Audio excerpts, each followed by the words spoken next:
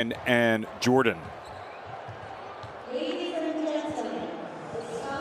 Well, this game was supposed to have been played a while ago, but because of the coronavirus pandemic and the safety concerns, it has been pushed back, and it's among the many that are being played right now this weekend.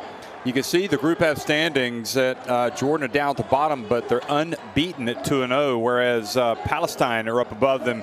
Jordan clearly have an advantage in that they're unbeaten.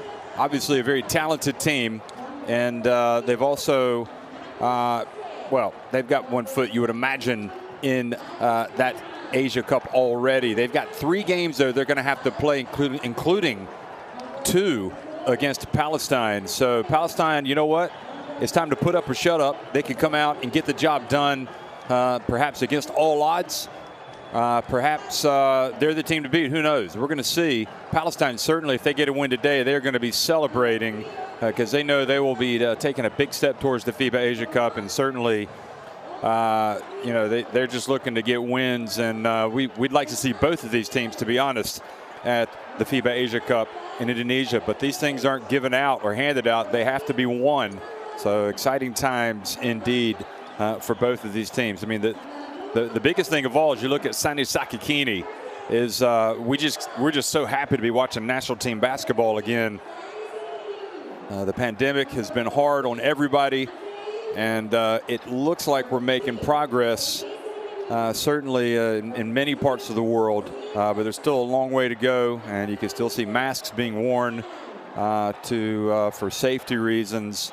And well, you know, this is effectively a behind closed door game with no fans in Amman, but that doesn't mean that there is not a lot of interest in this game, whether it's here in Amman or in Palestine. So the players for both teams have come out onto the court, and we're going to have a pause in the commentary as we hear the national anthems for both countries.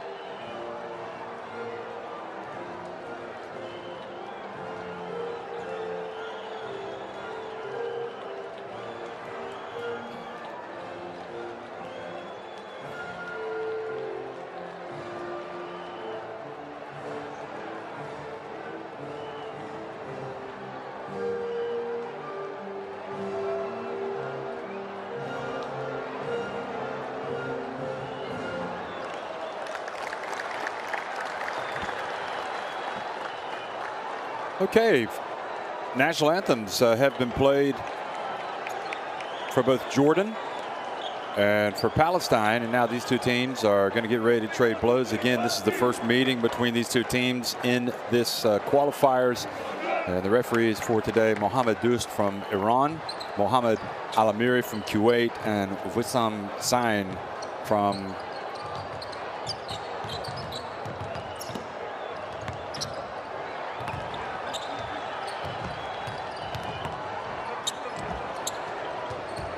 Wissam Zain from Syria.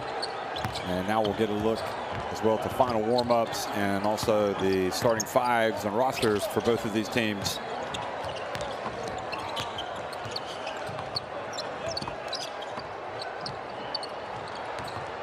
So for Jordan, Amin Abu Hawass, Freddie Ibrahim, Ahmad Al-Harmashe, Sami Zai, and Mohammed Hussein. So a lot of experience there, but also some up-and-coming talent. And the coach now is Marwan Saeed Matuk.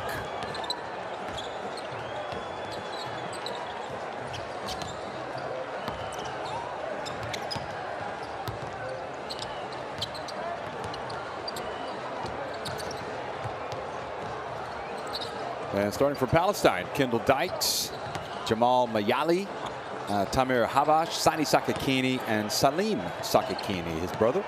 And again, this team coached by Filipovic.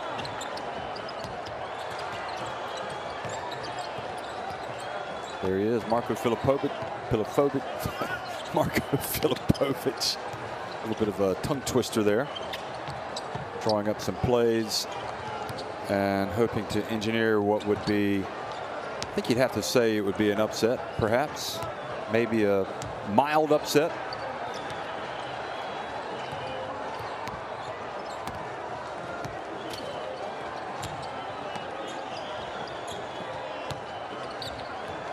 Ibrahim, an exciting talent there for Jordan.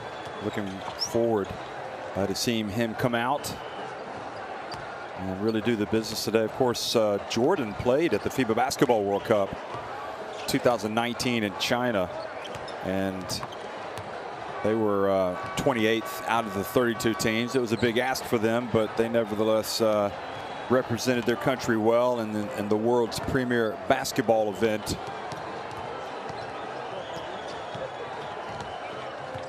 And one indicator as to, where these programs are, these national team programs, you look at them in the FIBA World Ranking presented by Nike, and Jordan right now are at number 40. Palestine, meanwhile, down at number 89. Surprisingly, really, below Indonesia. Indonesia will be hosting the FIBA Asia Cup, and also they will be hosting the one of the hosts of the FIBA Basketball World Cup 2023, which incredibly is just 2 years away. It seems like we were just in China watching that basketball extravaganza and that incredible tournament, all those 8 Chinese cities, and a true celebration of basketball. And of course, not long after that, the pandemic hit, so we're really glad just to be able to watch some national team basketball right now. And again, the stakes are high for all of these teams as they try to make it to the FIBA Asia Cup, which is going to be played in Indonesia.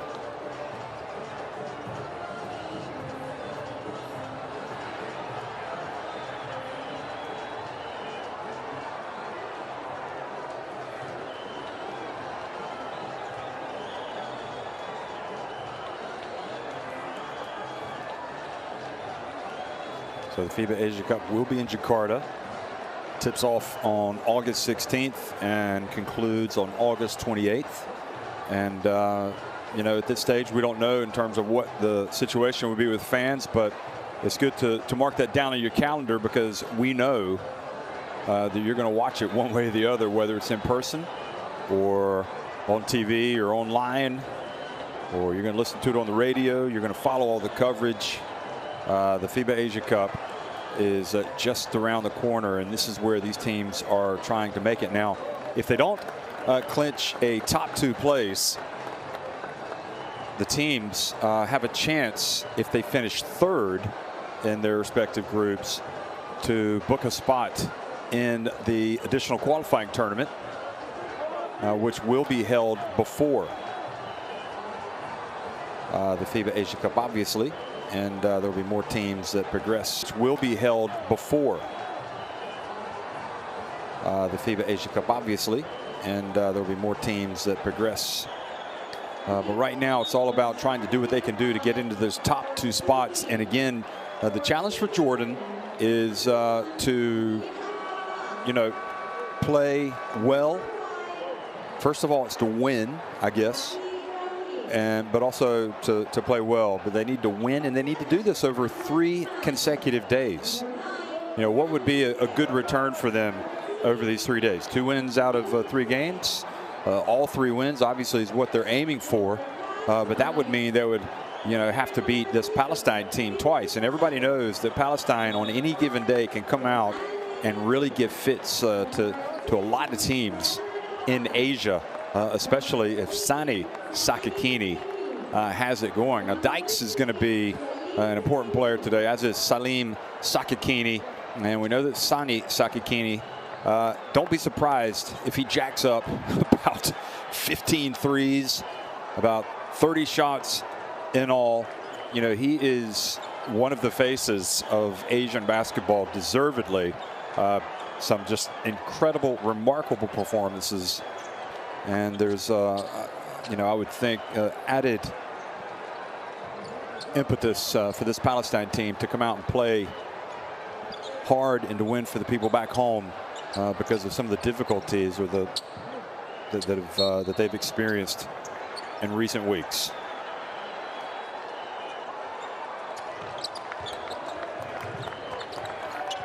Well, hello everybody, and welcome to Amman, Jordan. This is the FIBA Asia Cup 2021 qualifier, the first of 2 games between these 2 teams in a space of 3 days. Jordan and Palestine. Palestine in the white and Jordan winning the tip in the dark uniforms and coming right out and scoring to start things off with a 3-pointer.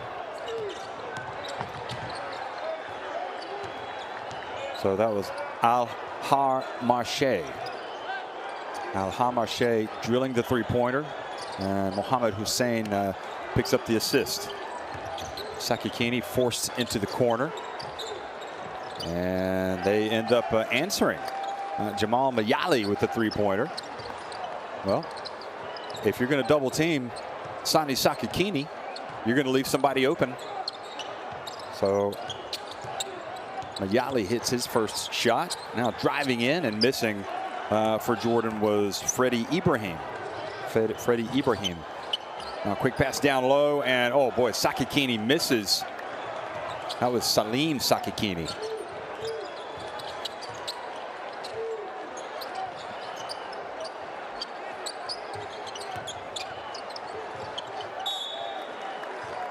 And the pass goes out of bounds.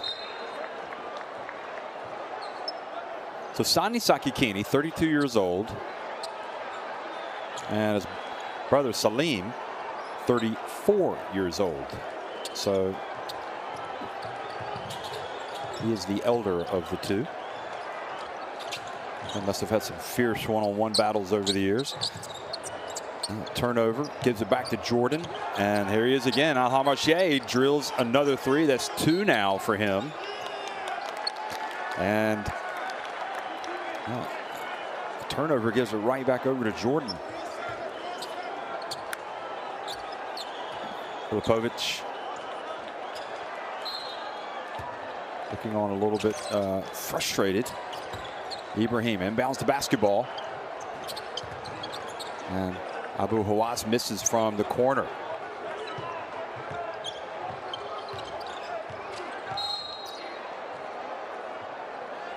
No, that was Bazai that missed from the corner, excuse me. And now foul has been called.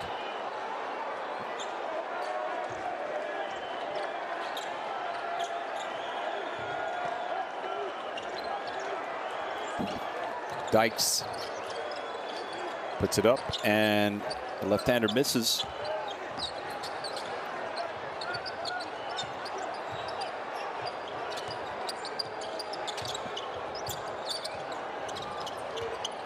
Entry pass, and Hussein puts it up. Nice little jump hook from him.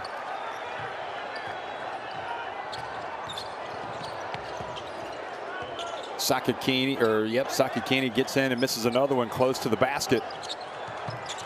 You know that Sani's going to put up his shots, but Salim has got to deliver today. Al-Hamashe hits his 3rd 3-pointer of the game, and Jordan now have opened up an 11-3 lead.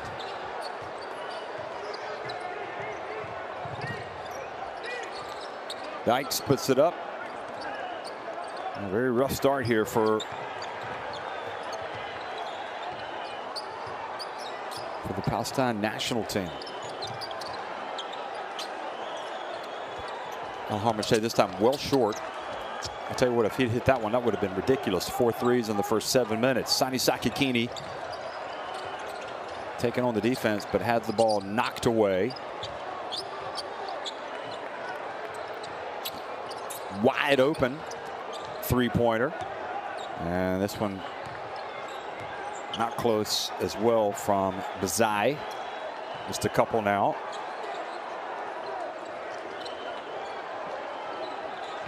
Palestine need to hit a shot to settle down. Sound like they've been taking tough shots. As Dykes again missing. He's 0 for 3.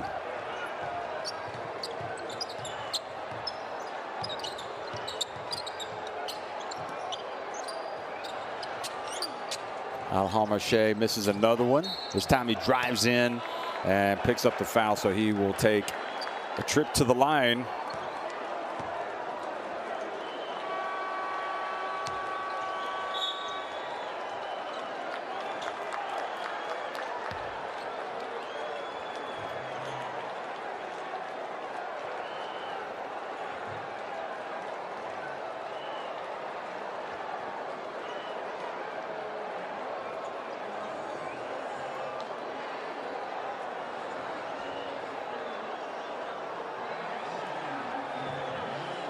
Timeout on the court here. Palestine looking to settle down. Go over here some words from Filipovic.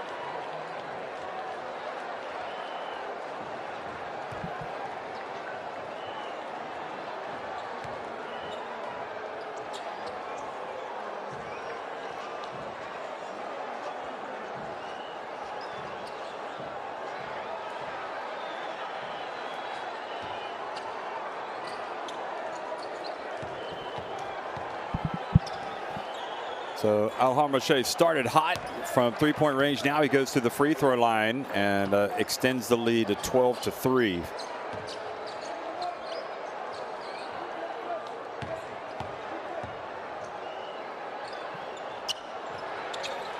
And takes it up to a 10-point lead. It's biggest of the game for Jordan.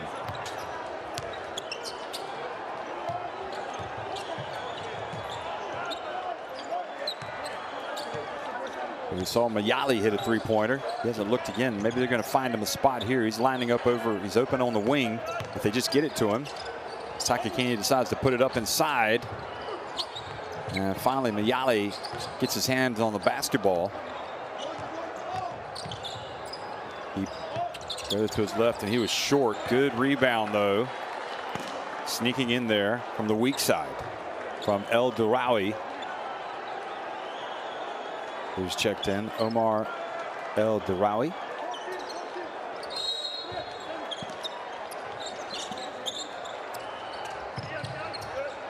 Dykes has it. Steps back for 3. Looked like that ball went off the side of the backboard. And Palestine sticking with it. Mayali. And not able to get the call they desperately want here, trailing by 10 points.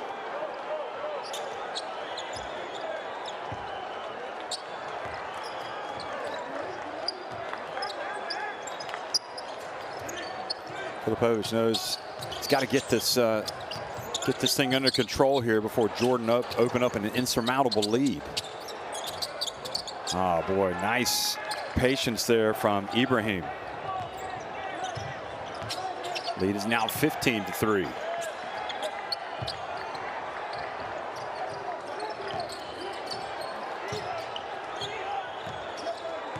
Mayali feels his way in, puts up a short little jumper.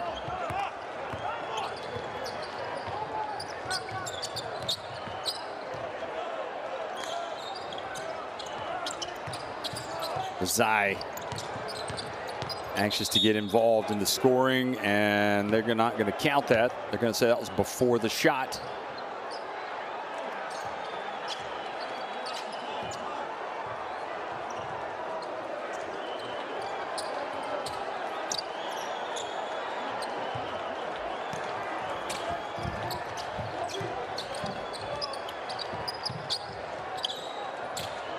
Now three-point shot.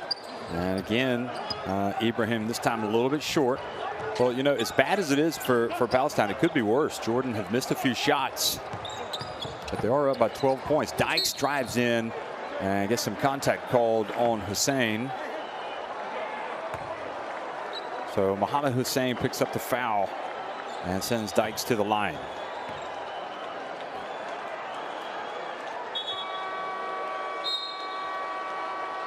So he's played just over 5.5 minutes. He's going to come out of the game, get a breather, and we're going to see fresh bodies coming in.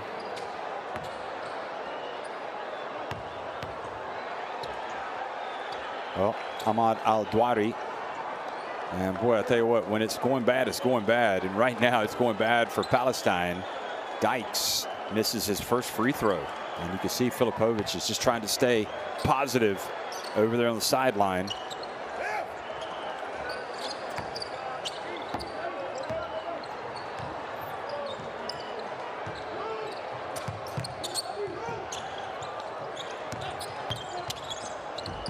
Oh, the dump to Al-Dwari right off the bench. And he goes in, throws it down with one hand.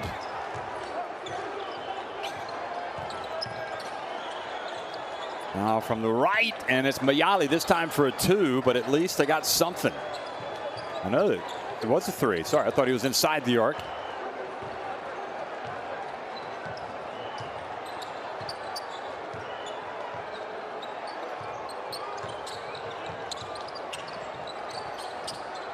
And the quick pass goes off the hands of Al-Dwari.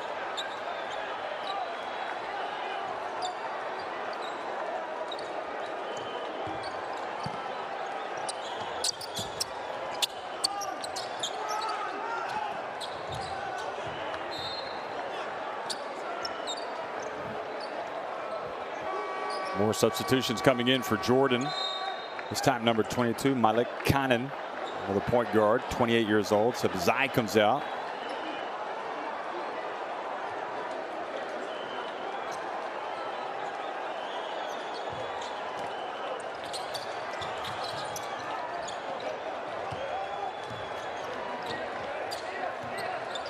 We are 6.5 minutes into the game, and Sani Sakakini has yet to score. So that's a victory in and of itself for Jordan, because we know that Sakakini can pour in the points. Dykes finally gets one to drop.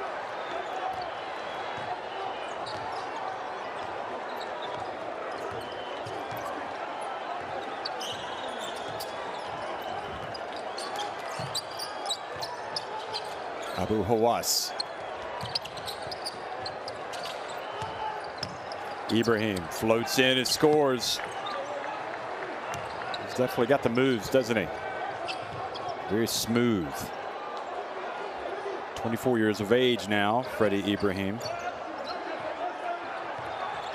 Dykes, will it be two in a row for him? Well, that's a positive sign for Palestine. If he can get it going, that is certainly going to open things up for Sakakini.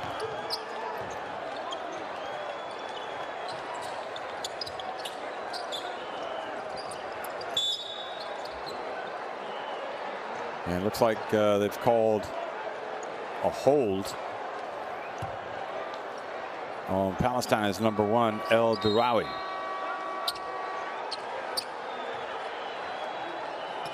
That was a previous play.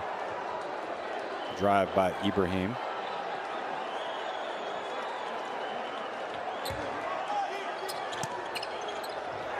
Tamir Habash goes back out, and Wasim Mesk checks in now for Palestine.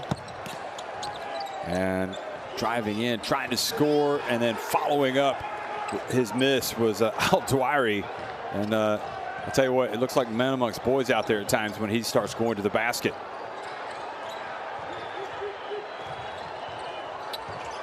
Dykes using the dribble, puts it up. That's 3 in a row for him.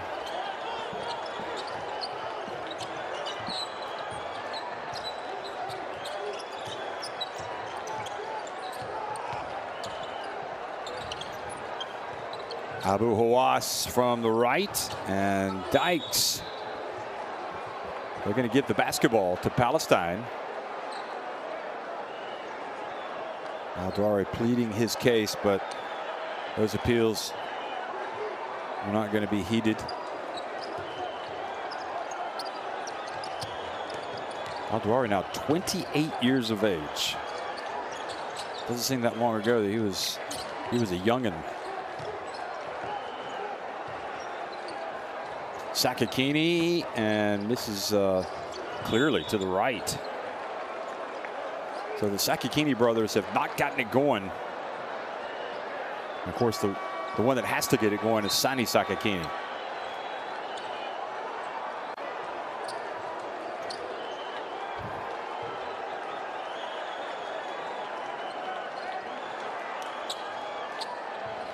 That's Al-Dawari. He's not going to have any of it from anybody.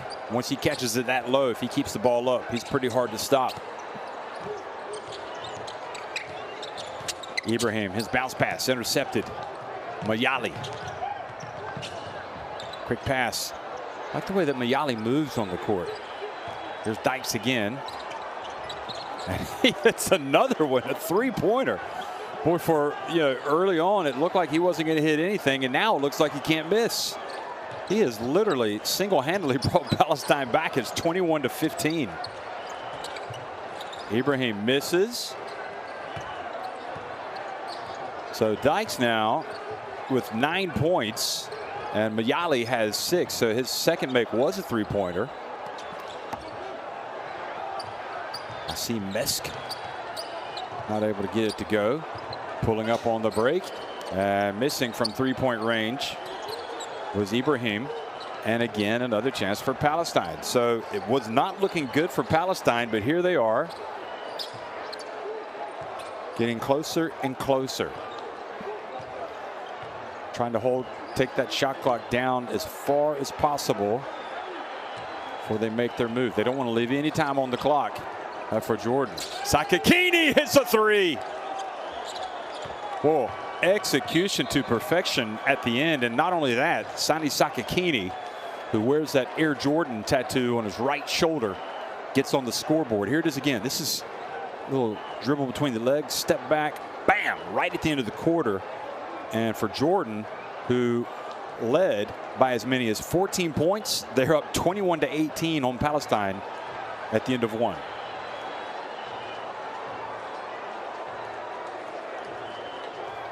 So Palestine getting 3 threes, Jordan 5 threes.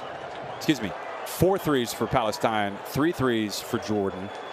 And that 3-point shot can really help you get back into games. And Jordan must be a little,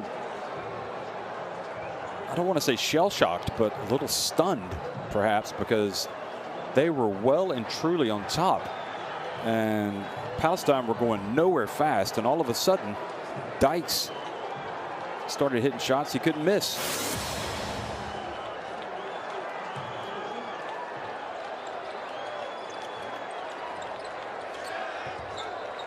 And you have to credit Mayali as well. I mean, he's hit a couple of big threes. He started things off, and then after the long drought, he came back and hit another one.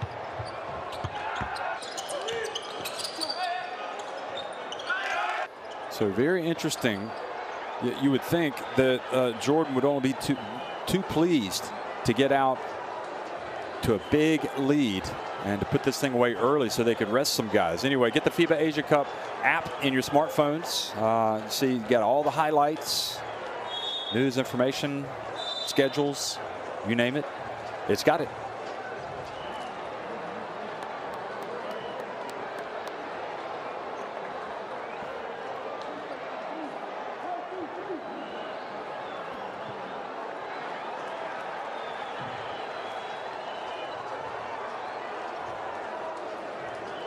Well, what's been your favorite moment of the Asia Cup qualifiers?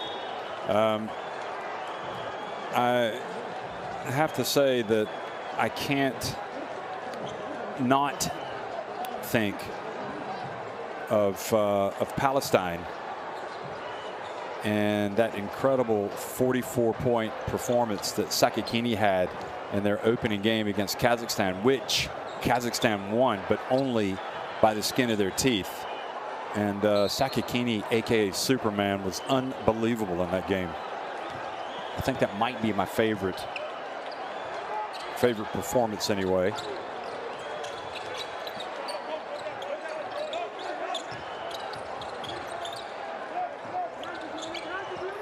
Of course, Kazakhstan, when they played again, they blew them out. Here's Dykes. Shot clock down to 3. He has to launch it. Got to pass the ball. You don't want to settle for long threes like that. I'm sure you can hit them, but you know you can get a better shot than that. Al-Dwari backs his way down, and the dribbling allowed Dykes to reach in and knock it away. Sakakini pulls up, and he's fouled as he goes up. I tell you what, there's so much respect for Sakakini. You can see Altawil goes over and helps him up. I mean, he is an absolute living legend, Sakakini.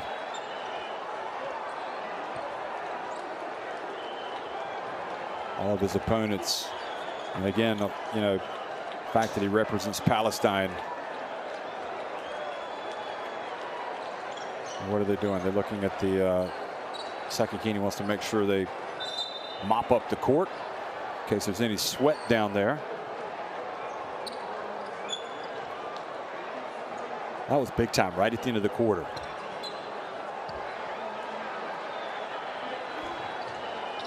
And it was big as well because he was able to take the shot clock down as far really as he wanted to.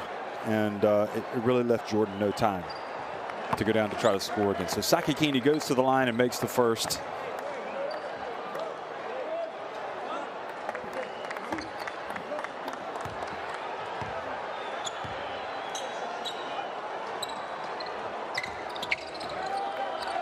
And he makes the second. So now it's a 1-point game, and Palestine, having trailed by 14 points, are knocking on the door of taking the lead.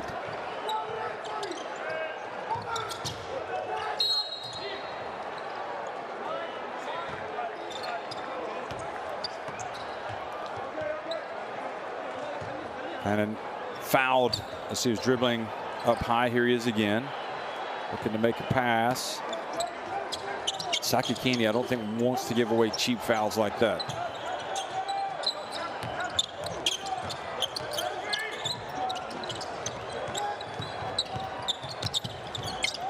Bounce pass to Al-Dwari, and they were alert to it. Good job by El-Dwari to come up with the steal. And look at this, Palestine can take the lead with a basket. They get it down low. Oh boy, it looked like they had the chance, but Wasim Mesk couldn't put it in. Now Al-Dwari. How about that from the big fella? Goodness gracious. Looked like he was going to go right, then he went right back to his left and got the layup. Mesk out to Sakakini. Sakakini drives in, stays with the right hand and scores. He's heating up, folks. This is a Sakakini alert.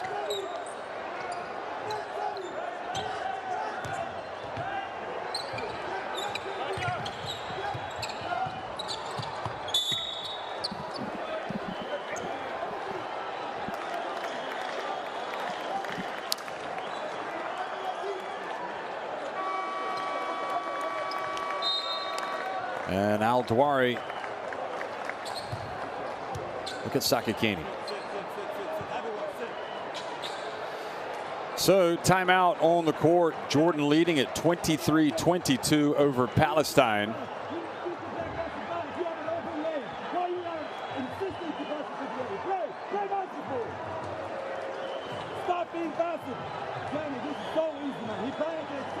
Matuk really taking his team to task.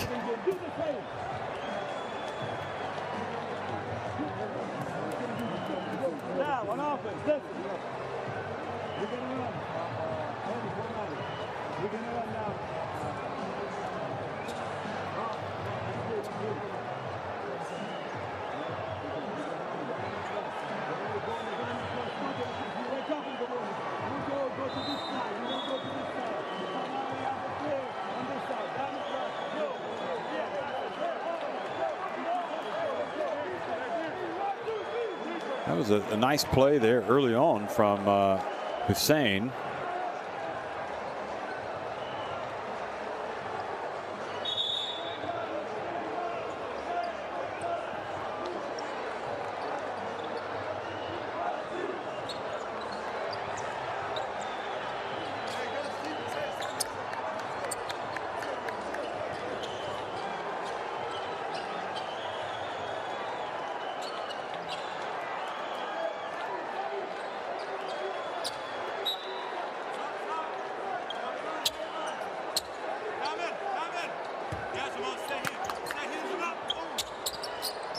So the basketball inbounded to Al-Dwari, and he hands it off to Al-Hamashe. Now they find Al-Dwari again, and I think Matuk's message was received loud and clear.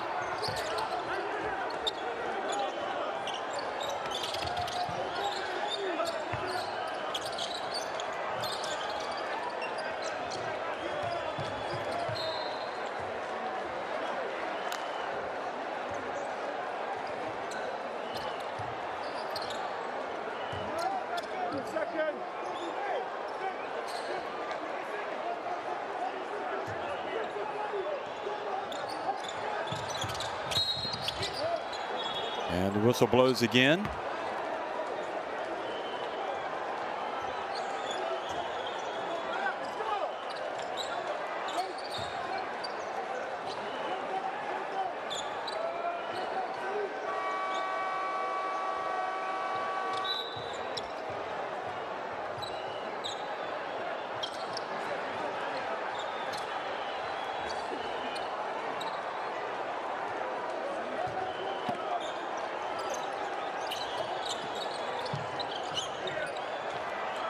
Sakakini misses everything with that attempt.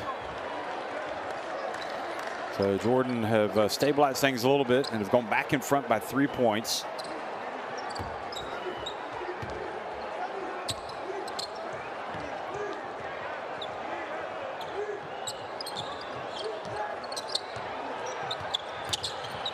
Now the drive, and the basket is good, much better. I'll tell you, Ibrahim gets in there, and that was a great timeout when you look back and you remember what Matuk was saying about how they were approaching things on offense. He wanted things to be simplified and just be much more direct.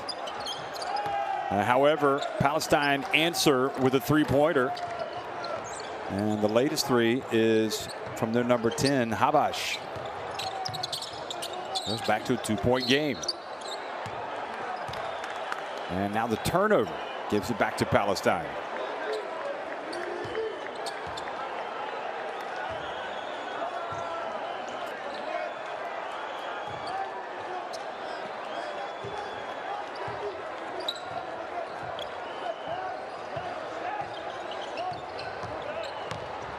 Here's Dykes. Saw an opening, but Al-Dwari was standing tall, got those long arms extended and got the swat. Ibrahim whips it down low, and then it goes off the hands of Sakakini.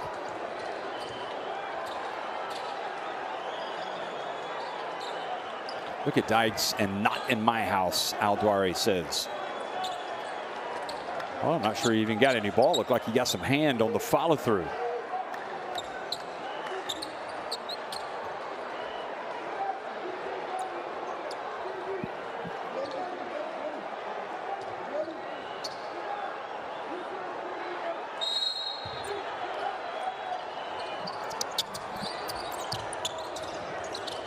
Bazai from the arc, still won't drop, but there for the offensive rebound. And putback attempt, and drawing the foul for Jordan was Yusuf Abu Wazane. Always a difficult player to keep off the glass. And he felt it. Well, Salim Sakakini really laid one on him, but You'd ideally like to box him out, but if not, you definitely don't want to give away a layup. Make him earn it. And Abu Wazane misses his first attempt.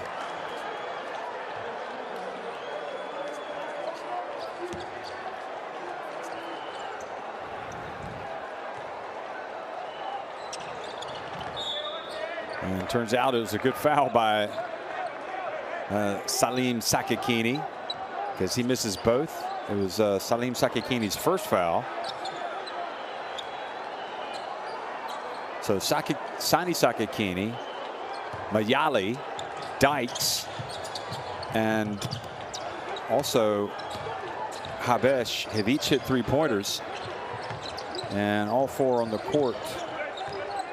No, yeah, all 4 are on the court right now, so they've got plenty of options, and they're spreading it. There's Mayali, he steps inside the arc that time.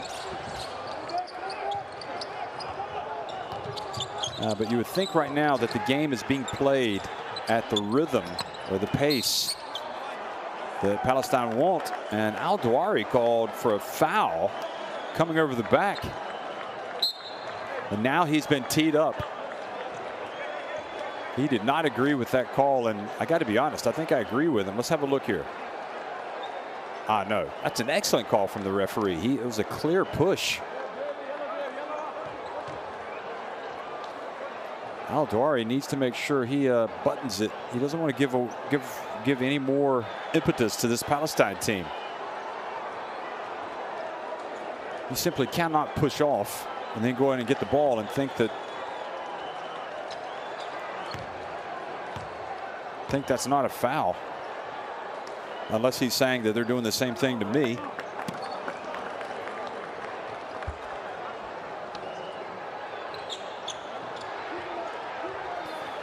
But Sani Sakakini not able to take advantage. He misses the technical. But again, with that technical foul, you also get the foul that goes along with it. So Al Dawari now has 2 personal fouls. Now Mayali gets it across midcourt, but then falls asleep. The ball knocked away, but then Palestine don't give up on it. And the referee blows the whistle. Has he called that an over and back?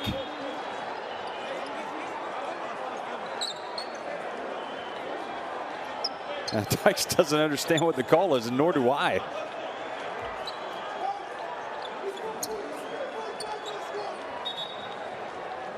Well, just got to play.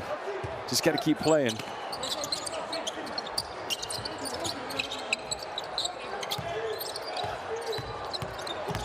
Al Dawari turns right. He's surrounded. He finds his open teammate, and Abu Wazane earns another trip to the line.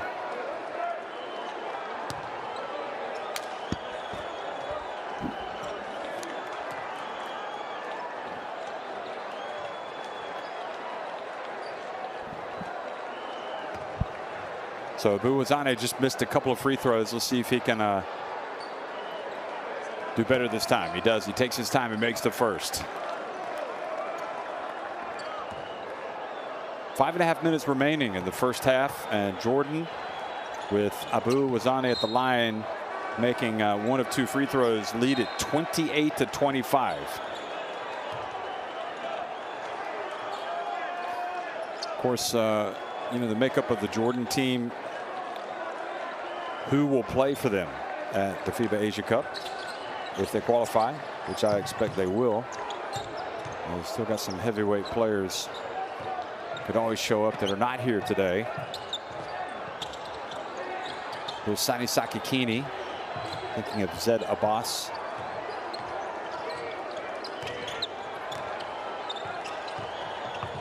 Sakakini loses control of it as he approaches.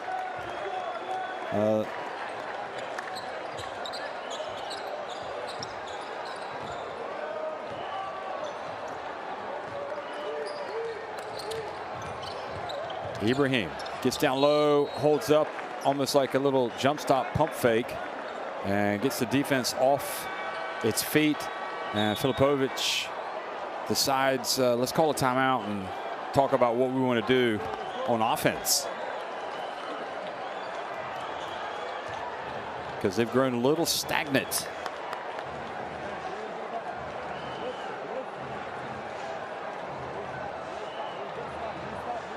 Since that three-pointer.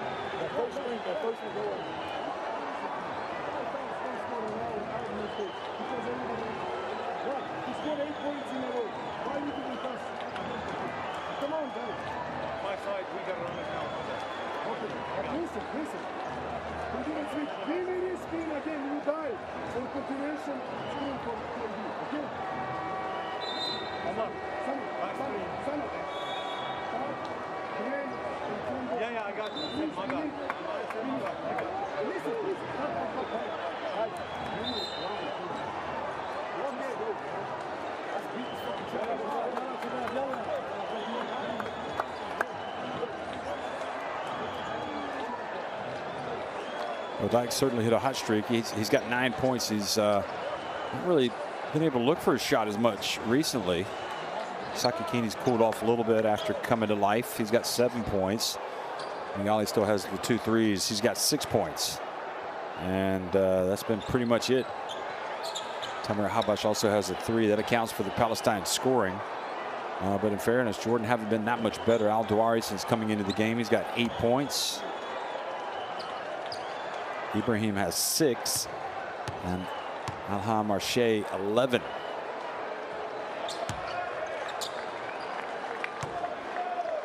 So Freddie Ibrahim now with 7 points.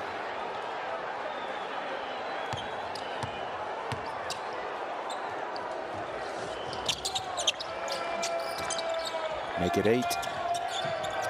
And Dykes gets it over to Sakakini as Jordan apply a little bit of pressure.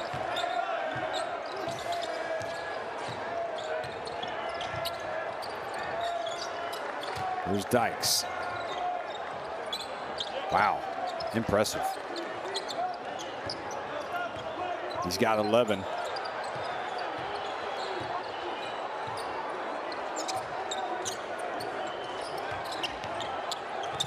Here's Ibrahim again. Abu Hawass hands it off to Ibrahim. Al Douari, little jump hook. Good D from Palestine. They could tie it with a 3. Sakakini has to be careful dribbling in front of Freddie Ibrahim. Long 2 if it goes, and well, he shows he's human. He finally misses one.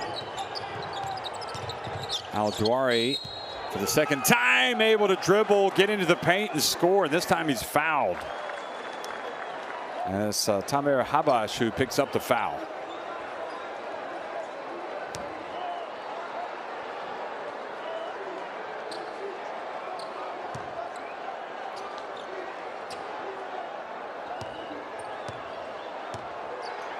Ten points for Al Douari, and now make it 11.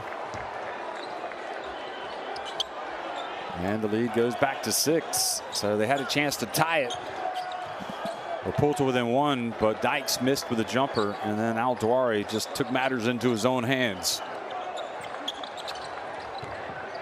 Sani Sakakini calling the play, hands it off to Dykes, and nice dump there from Dykes. So El Dirawi will go to the line for a couple of free throws.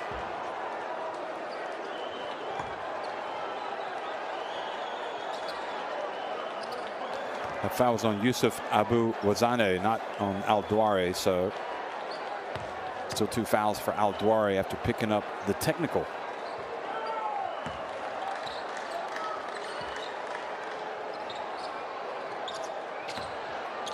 El Dirawi's been. I like how he comes into the game and really brings a little bit of physicality. Oh boy, they almost scored with a putback off the missed free throw. Both teams get after it, and it's going to be Palestine that come up with the basketball. Miali has it. That's not going to make Matuk very happy. He was already seething over there on the sidelines, I think, from some of the effort for Jordan. You know, Dykes is not shy about putting that up. Sakakini heard Ibrahim coming. He passes to the corner. Mayali for three. In fact, that is not Mayali. That was Habash. Tamir Habash got open and made it a 2-point game.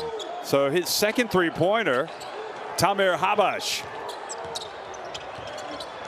Oh, nice little play, little drive there from Freddie Ibrahim. Dykes changes direction and then is called for a foul. And if it's on Al-Dwari, that is number 3. Referee tells him to calm down.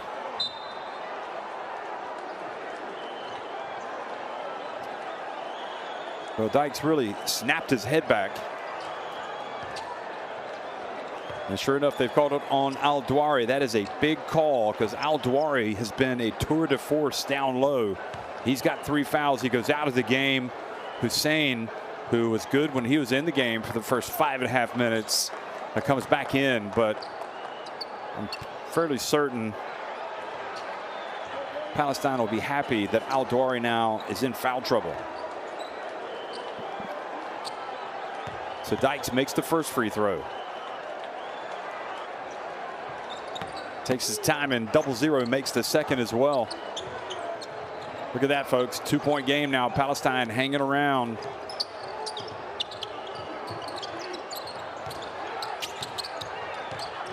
Freddie Ibrahim. This time they seal his path.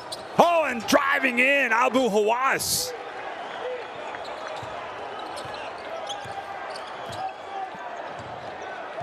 Well, that was a surprise.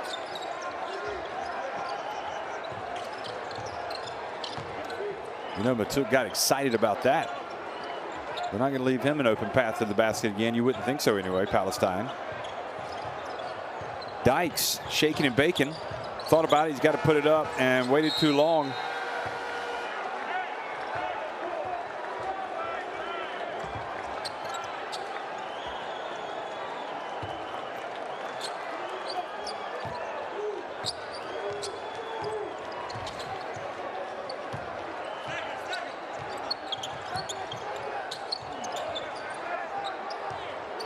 Here he is again. We just saw him with the hops. Abu Hawass. And Al-Hamashay, not that time, but Hussein with the rebound.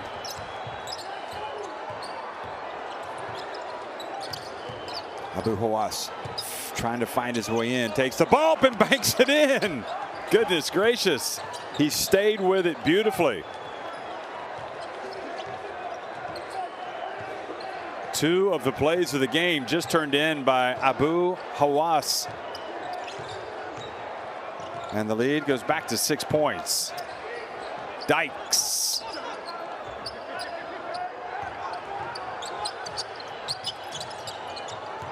Freddie Ibrahim again.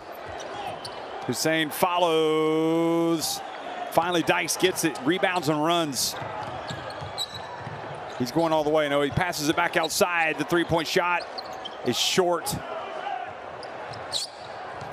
El Darawi missed. And now Bazai misses. Boy, he has not brought his shooting shoes today. He was wide open.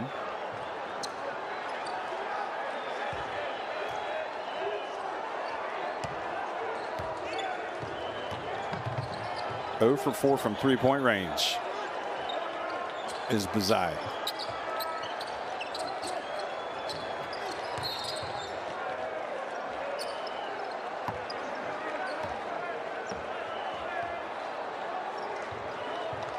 They've called an offensive foul again on Palestine with 24.4 seconds remaining. So that effectively means Jordan can try to hold it for the last shot. Timeout on the court as Matuk wants to draw up a play here that'll get him an even bigger lead at halftime.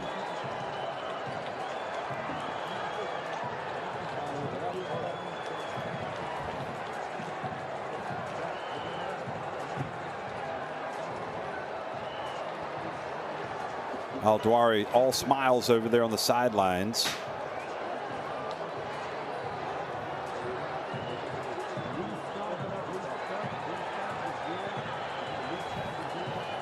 Not sure why. Yeah, he's looking over the referees. I think he's been frustrated by some of the calls that have led him to the bench.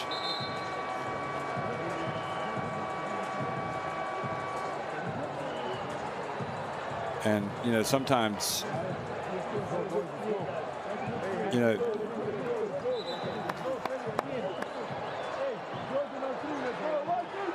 you got to put, whether it was a good call or a bad call, you got to put it behind you and focus on the game and not get into it with the referees. So probably not a good sign if that's what that appeared to be.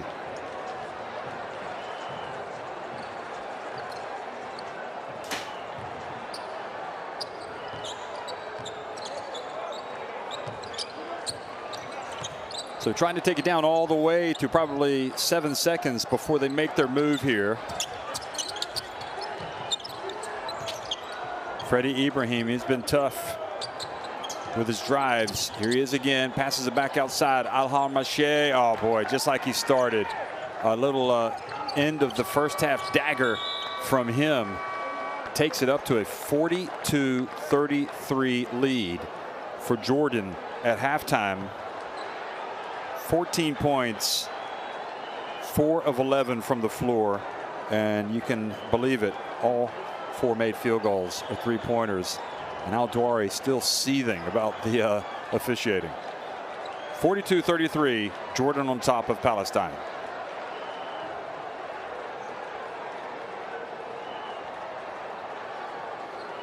So Jordan with those 4 threes, Al-Harmashe, even though Palestine have 6, they've been vital as they have reopened the lead. Jordan winning the rebounding battle, just edging them in assists, and not too bad in terms of turnovers. Dykes with 13, Sakakini with 7, Mayali with 6 for Palestine, Al-Harmashe 14, Al-Dwari 11, and Ibrahim, who's been impressive, has 10 points.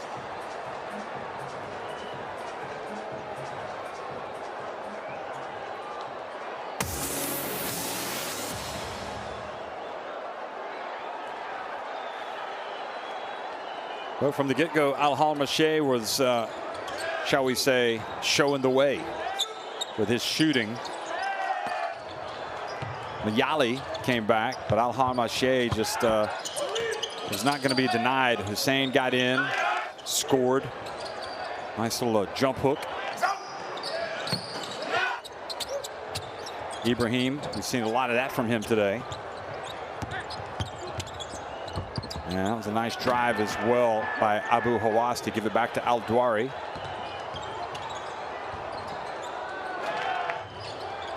Dykes was cold at the beginning, but then he caught fire. He had a streak of, I think, 4 consecutive made baskets. But Ibrahim kept putting the ball on the deck and getting to the basket. Al-Dwari, very tough here, stuck with it.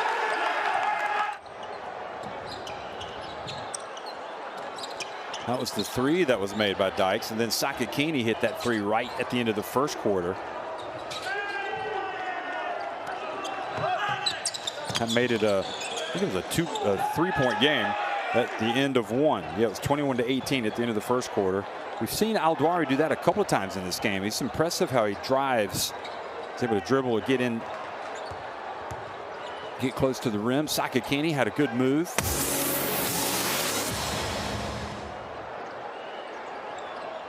And again, more Al-Harmashe 3-pointers, because he's their team's leading scorer with 14 points. And for Palestine, Dykes, who has 13 points, 5 of 13 from the floor. Got 2 rebounds, 2 assists, and a steal. So we're at halftime. Jordan on top, 42-33. We'll take a break in the commentary and be right back before the start of the second half.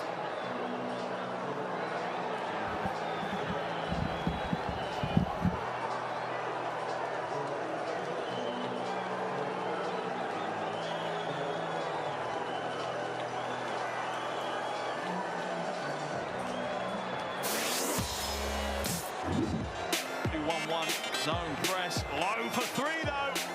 Misses it. Oh, and the follow! The monster crushing jam. Smith-Milner. Prosper shots up off the side of the backboard, but he gets his own rebound. And Prosper! Big time dunk from Leicester Prosper.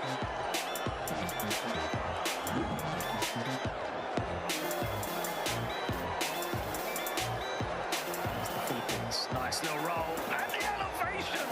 What a finish! Off 2 feet, switches hands. Great finish from him. Really impressive.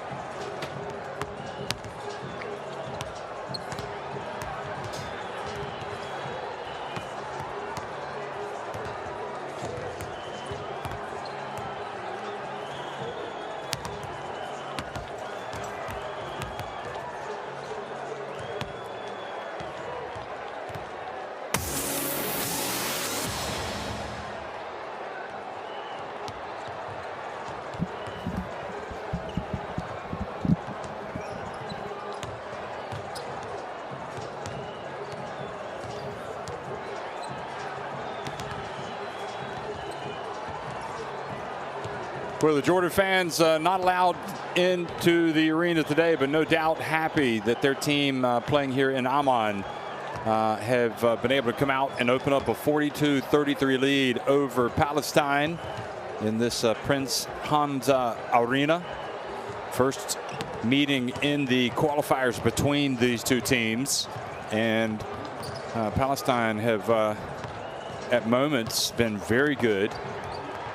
But things got away from them there over the last part of the second quarter as Jordan, who once led by 14 points, surged back into a 9-point lead at halftime. Al-Harmashe, who has hit 4 3-pointers on the day for Jordan, hit a 3 right at the end. He's 4 of 8 from 3-point range. He's missed his 3 shots inside the arc. He also has a couple of free throws, as well as 7 rebounds. There's Filipovic and Dykes. Not sure what they're discussing, but perhaps a way to get him some more looks. He's been pretty good when it comes to creating his own shot anyway. Kendall Dykes with 13 points at halftime for Palestine, who are 2-2 in the qualifiers.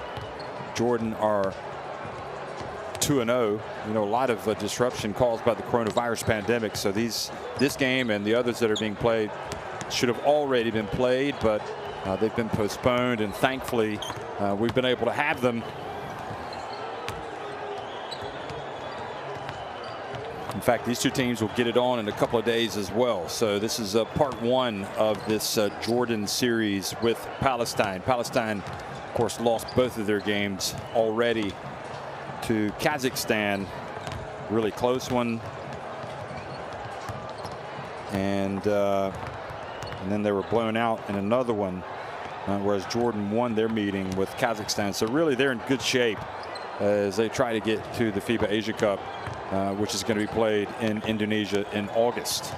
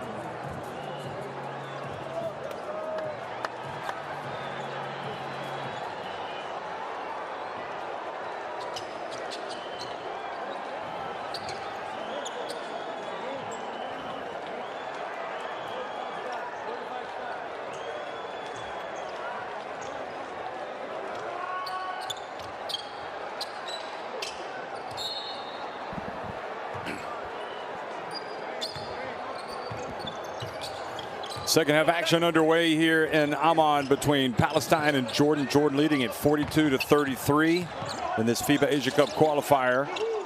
Opened up a 9-point lead right at the end of the first half, and Hussein comes out and takes a 3 and misses. And both Dykes and Al-Halmashay go after the basketball. Looks like Dykes might have gotten the worst of that.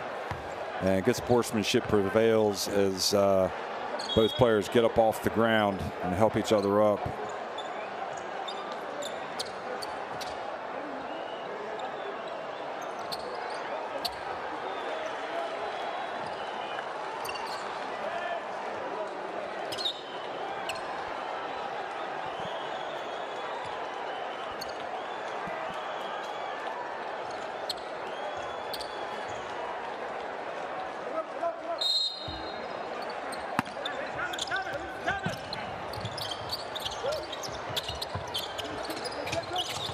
Oh, beautiful behind the back pass from Ibrahim. They pass it back outside to Al-Halmashay, who puts up a little runner. 16 points for Al-Halmashay. Boy, he is really excelling.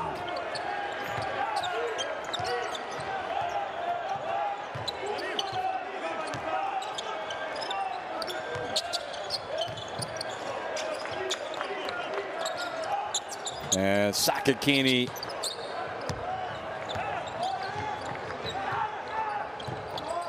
Salim Sakakini that missed that, but then he comes down, makes a good play defensively, gets the ball back, gets it to his brother, then passes up ahead, and Abash puts it up and in.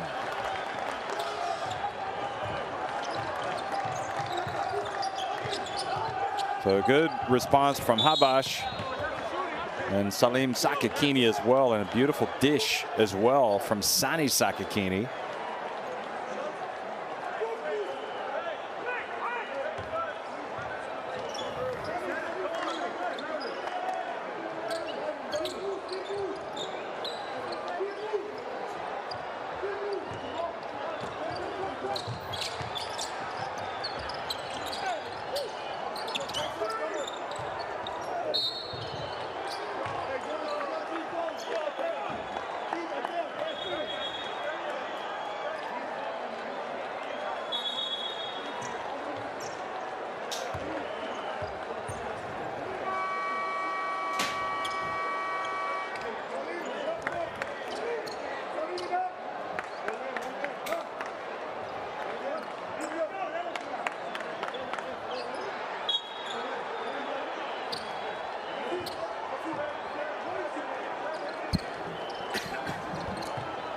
Jordan leading at 44-35 with 8:42 remaining in the third quarter.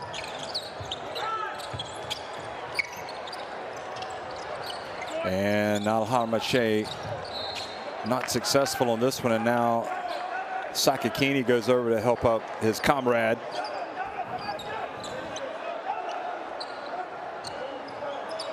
Salim Sakakini gets a low five from somebody over there on the bench for his effort.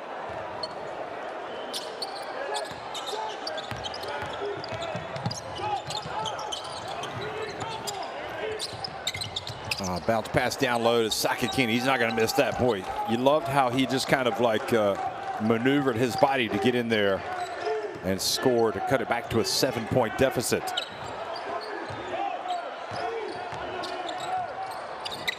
Ibrahim.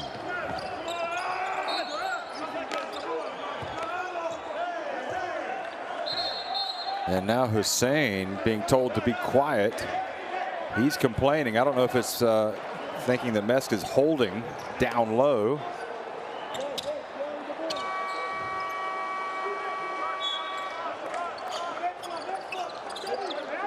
El Darawi comes back in for him.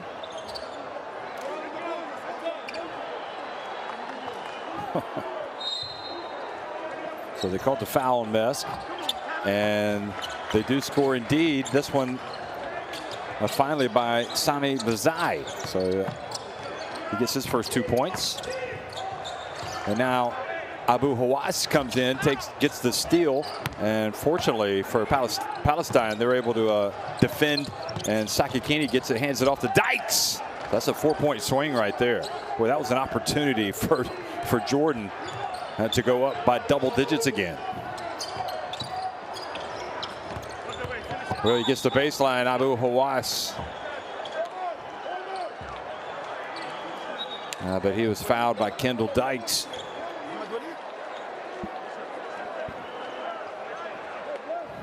Sakakini, you have to appreciate his passing. You know, a couple of times in this quarter, he has been in transition, kind of delayed transition. Well, the first time not, it was full transition. That time made a good no-look pass to Dykes. So Sakakini now has 7 assists and 4 rebounds to go with his 9 points. You'd think he might have a chance at a triple-double today. Not that that's going to have any relevance whether or not this Palestine team wins the game, in terms of, you know, he could get it and then they wouldn't win. But certainly if he does get it, you would like their chances of winning the game. Meanwhile, Abu Hawass is going to go to the line and attempt the free throws once they restart. Really, in my opinion, his 2 plays where he dunked from the baseline and then he made this incredible shot, banked in a runner when it looked like it was not going to be even close. Those are the 2 plays of the game for me.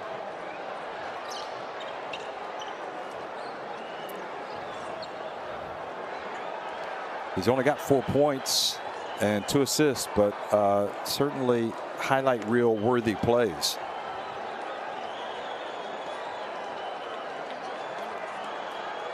So I'm not sure what the referees are looking at right now.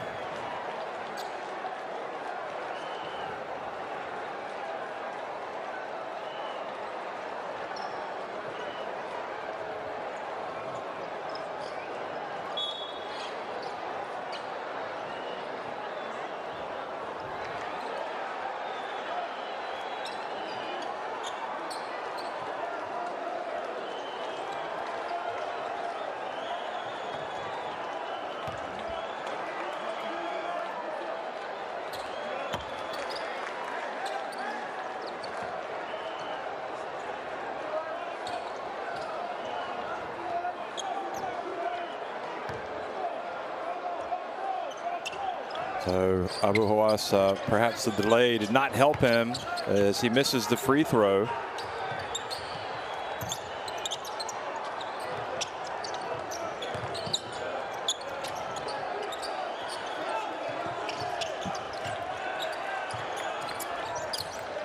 Turnover back to Al-Harmache, pulls up, hands it off to Freddie Ibrahim. Ibrahim decides to put it up.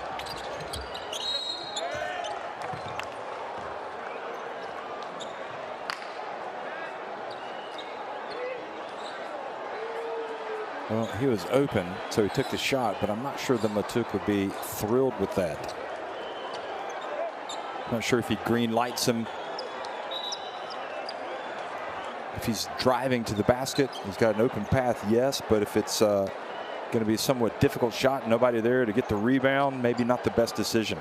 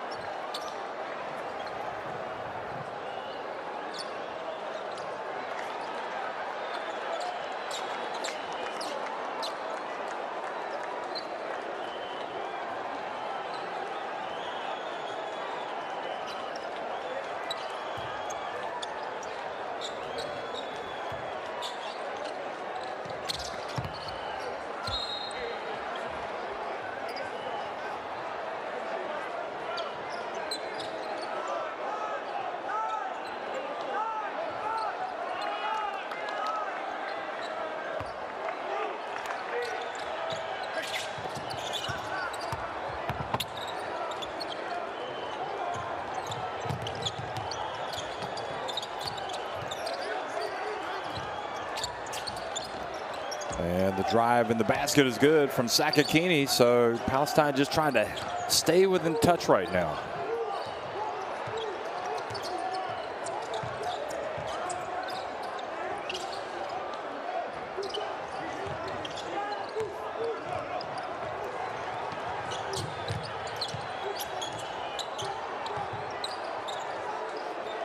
Yali opening up. Now Dykes. Now Sakakini clearly the go-to man right now, whether he's the scorer or the distributor.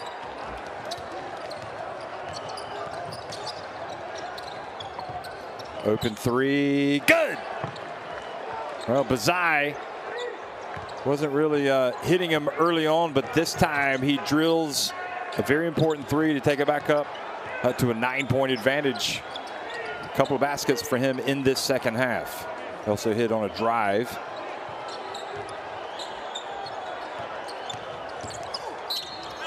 Oh boy, Dykes was hoping for a potential 3-point play there.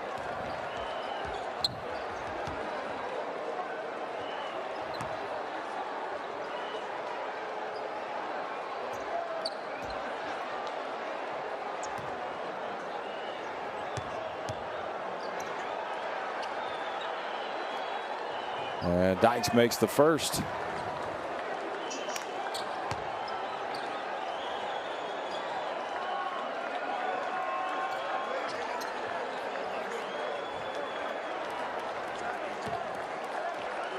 You heard him shout and one. He was sticking with it, thinking he had a chance.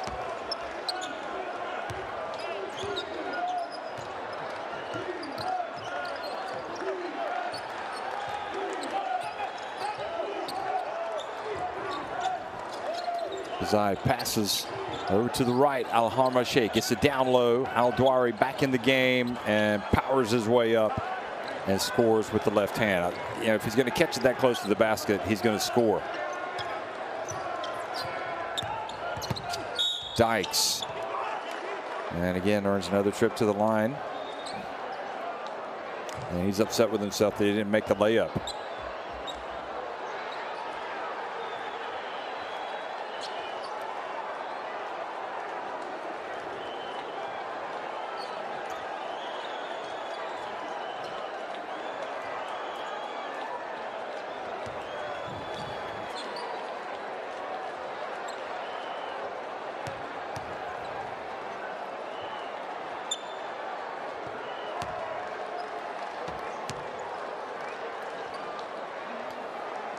Well, Dykes has been good today. I mean, there's no doubt he has been solid.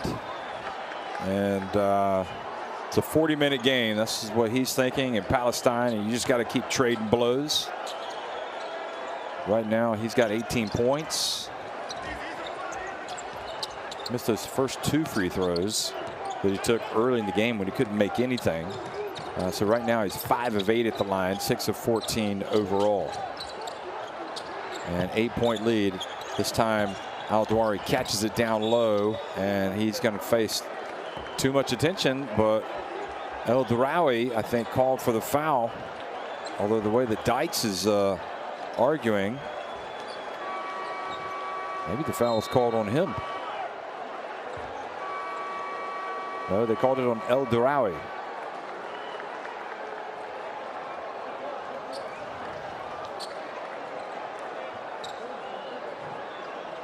Well, that was a big call. El Darawi has picked up his 4th foul, and that's going to usher Wasim Mesk back into the game. He's got 3 fouls, and that is really the impact of Al-Dwari, what he has on the game. I mean, he is a tough player to contain. And I guess the only solace that Jordan will, Palestine will have is that he missed his first free throw. Because he makes the second, and again it's a 9-point lead, just what it was at halftime. Still a long way to go. 15 minutes.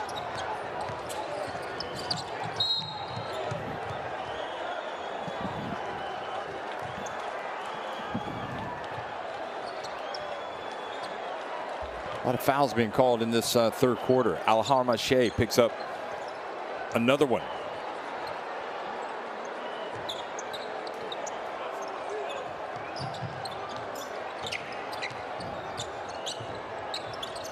Dykes pulls up and hits it. He's enjoying it. You can see it right now. He is really feeling like he's in his rhythm. He's like, just get me the rock, folks. I can do it. Freddie Ibrahim. Oh, beautiful spin. Oh, goodness me. Goodness me. Mayali. Not happy with the end result there, neither the made basket nor the foul, but you got to give Freddie Ibrahim credit. Look at this spin, then turns back. Oh, that's got to be one of the plays of the FIBA Asia Cup right there. That was terrific. There was no travel there. That was excellent play from Ibrahim.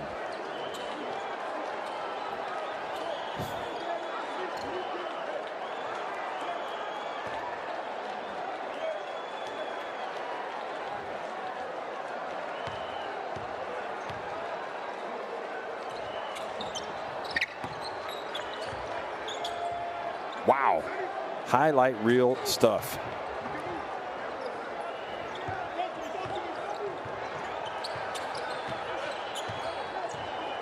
FIBA Asia Cup qualifiers. This is where it's happening, folks. Santi Sakakini, boy, just grazes the front of the rim. Ibrahim is just so terrific, able to create shots. Here he is dancing around out top. Misses from three-point range. I think he's much more dangerous around the basket because he's perhaps a tad undersized, but is able to get off shots and make spectacular shots. Stepping back is Sakakini. Extra effort there from Habash, not able to get it for Palestine. So Habash, who has 8 points, couple assists, couple rebounds, sticking with it.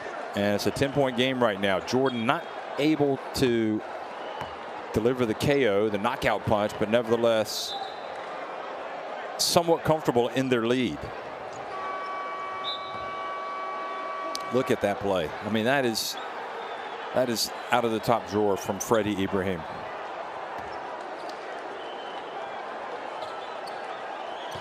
Ibrahim is a player who just looks like if he gets it around the basket, he's going to score. He just is supremely confident in his ability to put the ball in the basket if he's anywhere from 3 meters or closer to the basket. He uses the glass well. And Al-Dawari, a gift, misses both free throws. So things could be worse for Palestine, but they're only down 10. Mayali. What do? You look for Sakakini. Now a foul has been called. That's number 5 on Jordan. And that means free throws.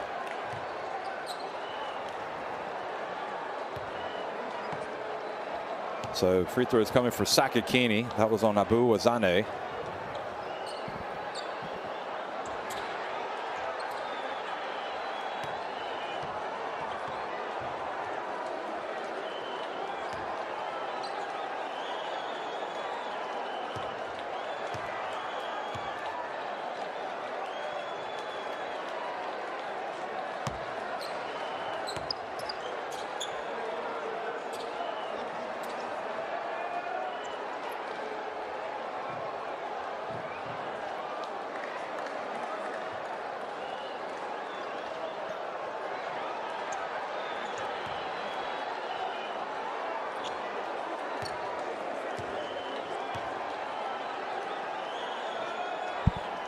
Sakakini makes both free throws.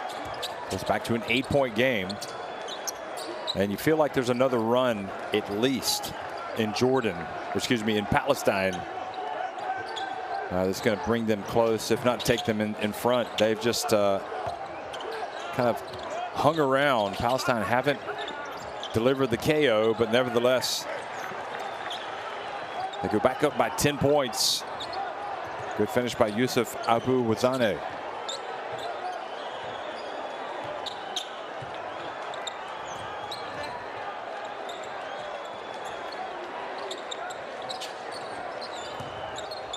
Dykes. Al-Dawari crosses midcourt.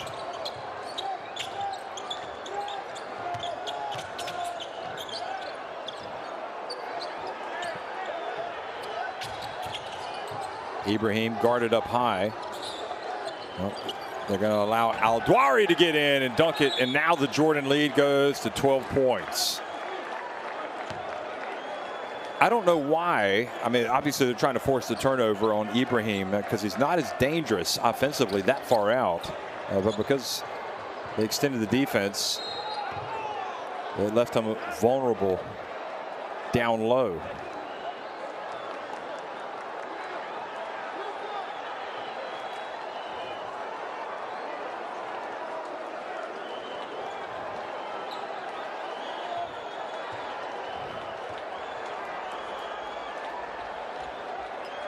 So not understanding the exchange there with Abu Wazane and Dykes. Well, they called the foul on Abu Wazane, so that's what the problem was.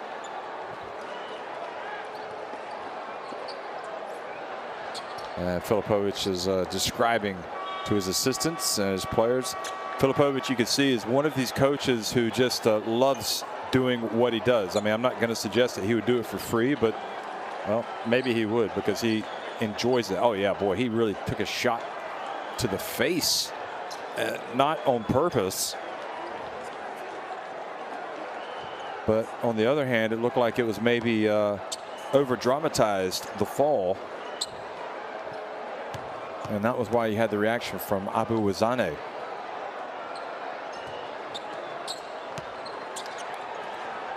So Abu Wazane has gone out of the game. And coming in for him is Ahmad Obeid.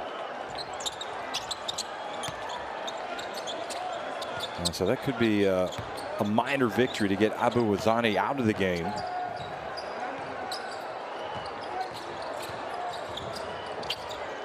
He's tough defensively. He's got 4 fouls now, but again, Al-Dwari just starting to really dominate down low as he scores to take it back to a 12-point lead. Palestine are going to have to tighten up defensively, and offensive foul called on Palestine. Ibrahim, look at that.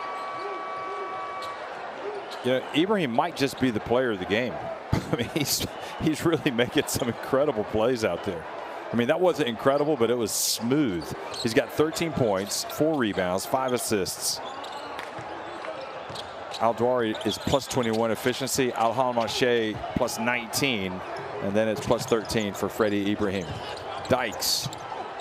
Wonderful play. And for the 3rd or 4th time in the game, Kendall Dykes just can't make the layup. He wants to go to the line for a potential for a 3-point play.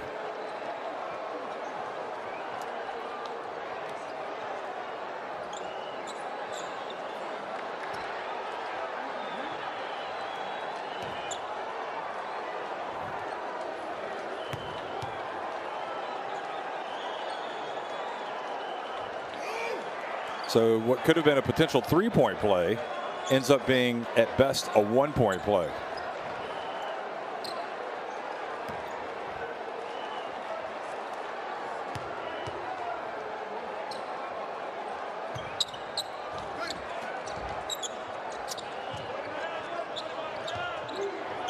"33 years of age, Dykes played his college basketball at New Orleans, down in Louisiana. Great part of the world if you've never been.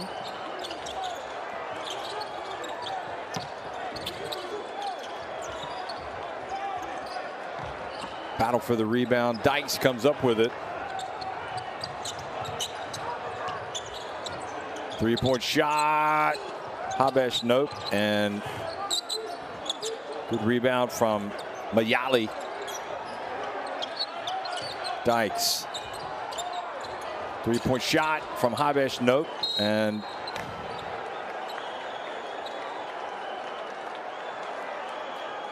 so Habesh off target. I think now 2 of 5 from 3-point range. That's a shot that they would pay to have, I think. He's that good of a shooter. And it ends up with Jordan going to the other line up 12. You know, long way to go in this one. It's not over, but it's not working right now for Palestine. Now, in their first game against Sri Lanka, Habesh,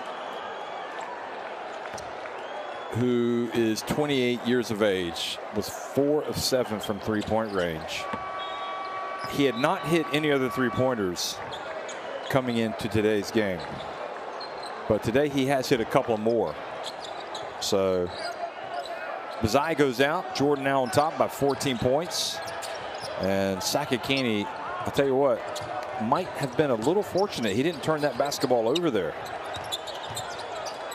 Dykes puts it up and gets it in. Boy, I tell you, in a way, Dykes is kind of stealing the thunder of Sakakini. And Sakakini looks, hey, it's all about the win. He's not too concerned about getting his points. Dykes has got 24 points.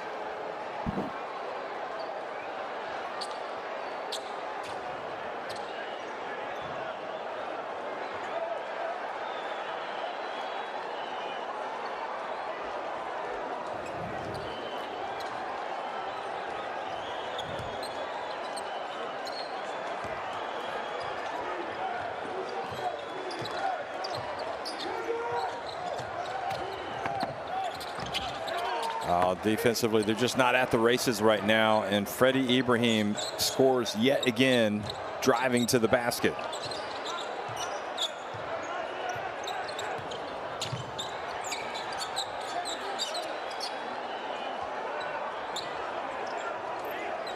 Sakakini from the arc short, but the long rebound goes to him.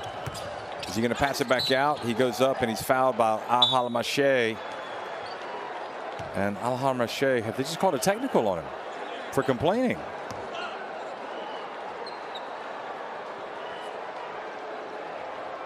Maybe they slapped a warning on him.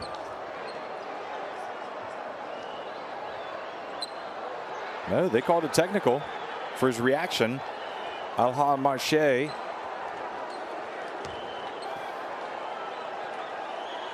They're really, you know, I mean, you can understand the disappointment for a player. I mean, we've all been there where you think you've made a great play. And for the second time today, Sakakini has missed a technical free throw. You can understand the disappointment. But at the end of the day, you got to contain the reaction, especially when they've already teed up your team for a similar reaction. You just can't afford to give away points, because every point comes at a premium in a basketball game, especially national team basketball. I don't know what it is with the technical free throws for Sakakini, but he's 0 for 2 today, but he did make 2 free throws there. Al-Halamashe goes out of the game. Ahmed Al-Halamashe.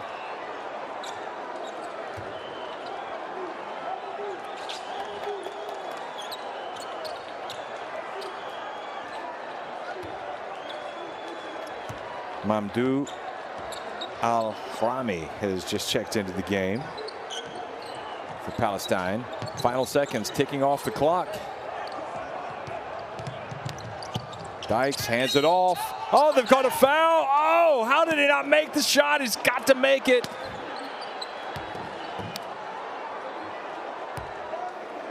They have got to finish some of these. Imagine, I mean, Dykes has had, what, 3 or 4 opportunities, as well as, look at this. This is a great play by Dykes.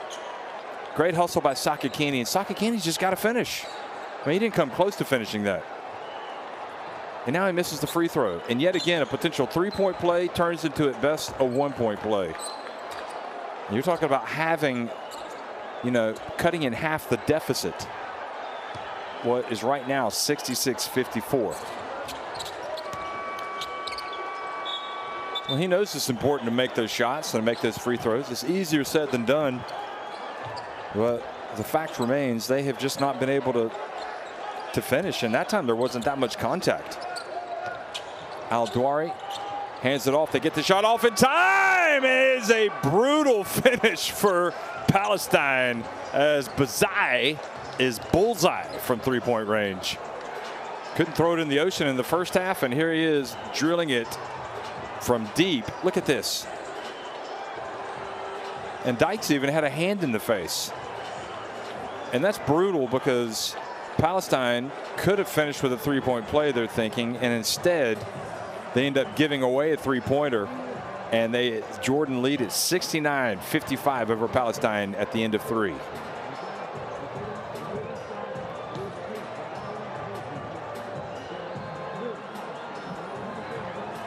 Wow, look at the numbers.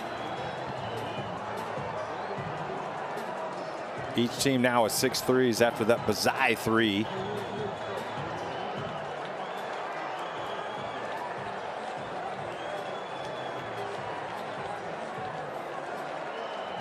Well, they got a good nucleus of players.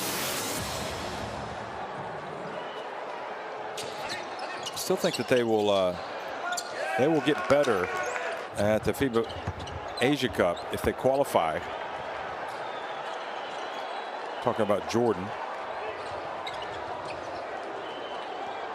Look back at some of the highlights of this game, but you think about Jordan. You know, I don't think Zed Abbas is officially retired, but I would be surprised if he came back. But who knows? You know, the temptation of playing at the Asia Cup might be too much to turn down. Mahmoud Abdeen is here with the team. He's not playing, so I'm guessing he would be a player that would come back. Would Dar Tucker come back? 33 years of age. But you have to understand, what does it mean if you do bring him back, and how does he fit in with the chemistry? I don't think we'll see Musa Alawadi back. He was 35. He played at the World Cup. But you know, Jordan is a team that, you know, when they play at their best, they're very competitive against all teams in Asia, perhaps with the exception of Australia. I still think that Australia can bring it against everybody, and maybe even Iran. I would think that those would be the 2 best teams, and those were the 2 teams that were in the final at the last FIBA Asia Cup.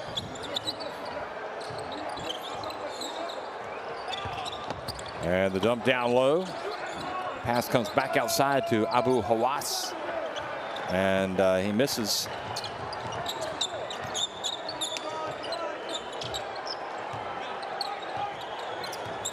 Well, really, it's now or never time for Palestine.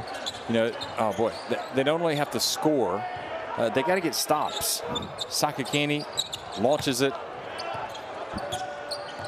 You know, at least with Dykes, they're driving, penetrating. Sakakini maybe a little bit. I'm not sure that he should have launched that 3, and now Ibrahim goes down and scores another bucket.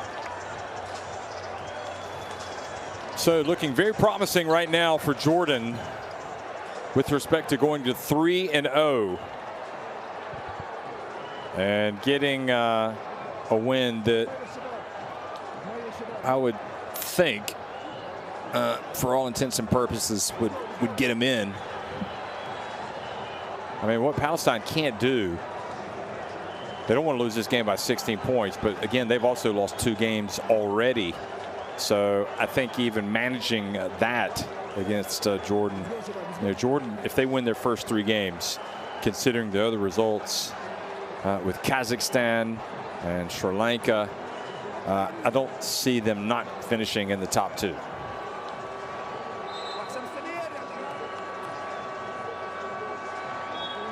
But they would have a couple more games.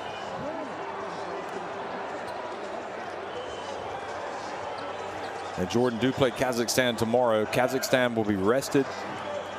So, you know, Kazakhstan, you would think, would have a good chance of winning against Jordan tomorrow. If Jordan were to win today to go to 3-1, 3-0 rather, and then Kazakhstan were to beat Jordan, send them to 3-1. Then you got Palestine. Now, if Palestine lose today, they'd be 2-3. Then they could go to 3-3 if they were to win. It's kind of a complicated situation. Anyway, here is the long shot, no good.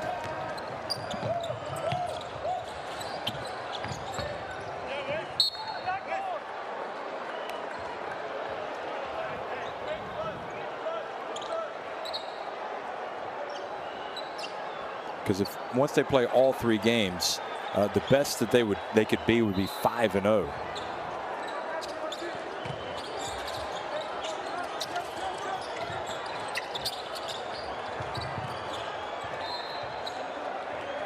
think it's definitely in Palestine's interest to launch a stirring fight back and win this game, and we knew that beforehand. But you know, you've had a really solid effort today from Dykes, and you're still down by 16 points. And I wouldn't suggest that Dykes has been selfish at all. I think he's played very well. Sakakini, I don't think has played nearly as well as he is capable of. Here's Dykes putting it up from a long way out. And unfortunately for them, the shot clock had already expired. So Jordan taking a stranglehold on proceedings here nearly 2 minutes into the fourth quarter.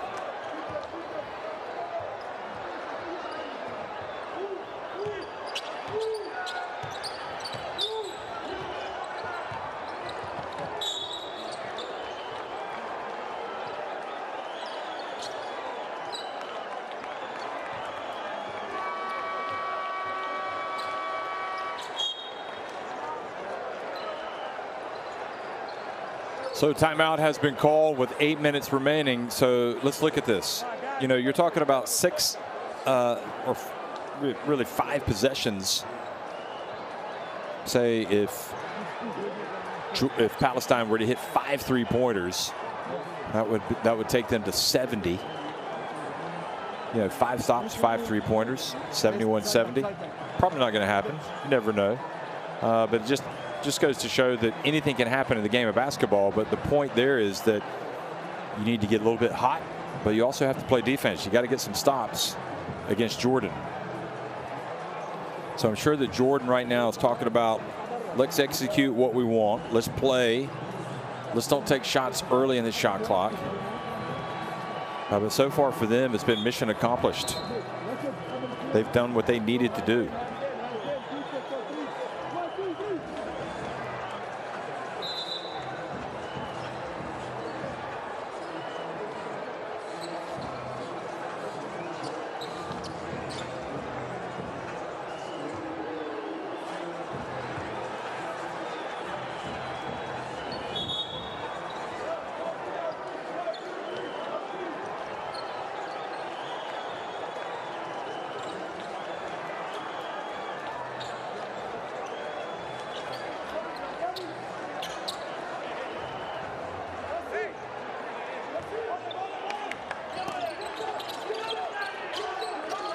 Filipovic telling his players to get their hands up. Let's play hard over this final 8 minutes. Let's give ourselves a chance.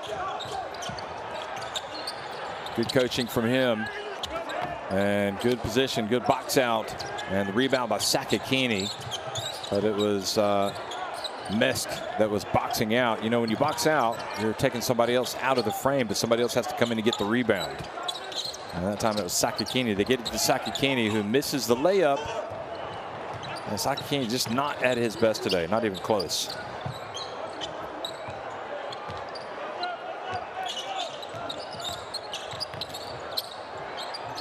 Bazai, another 3. Wow, he has really taken center stage, hasn't he?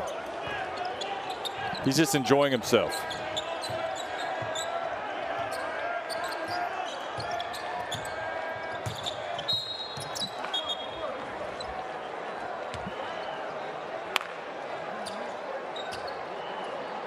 Well, from Palestine, you know, you can't turn to Sakakini every single game and expect him to score 44 points or even 30 points.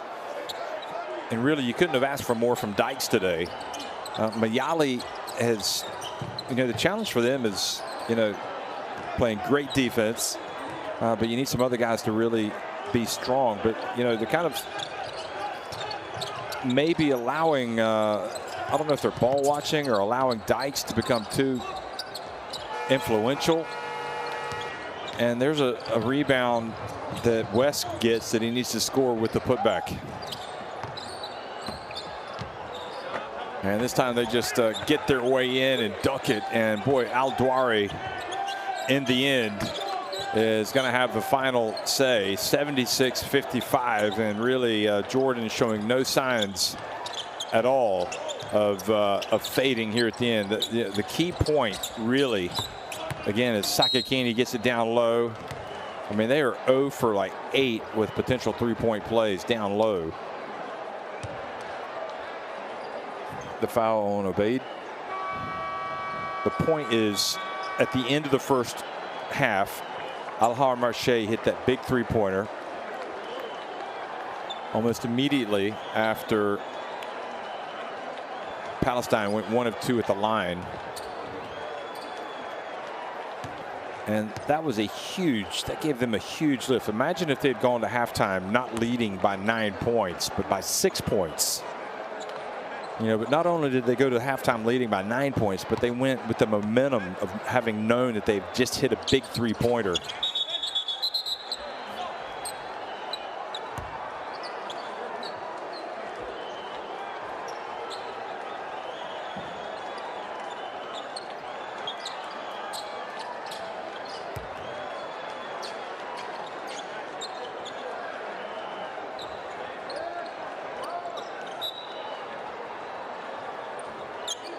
Well, you can pretty much see that Matuk thinks it's done and dusted because he's already sitting down smiling with his team up 21 points, 6:18 remaining. I don't think he could be any more relaxed. So he has to be pleased.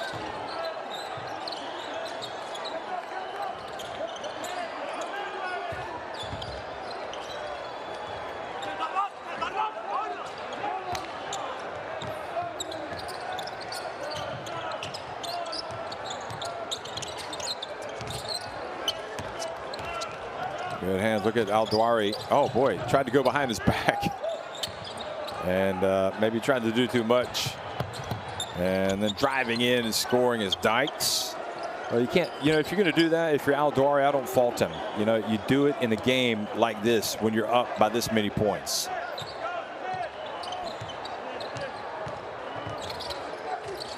I mean, the other thing is you got to enjoy yourself sometimes, don't you?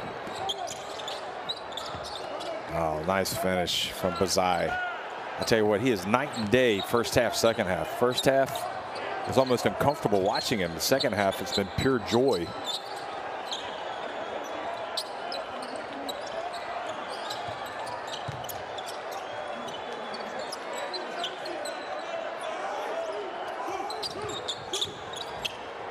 Salim Sakikini at the line.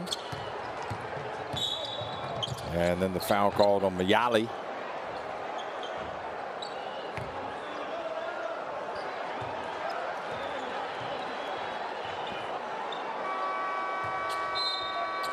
Four fouls on Mayali. And Palestine running out of time.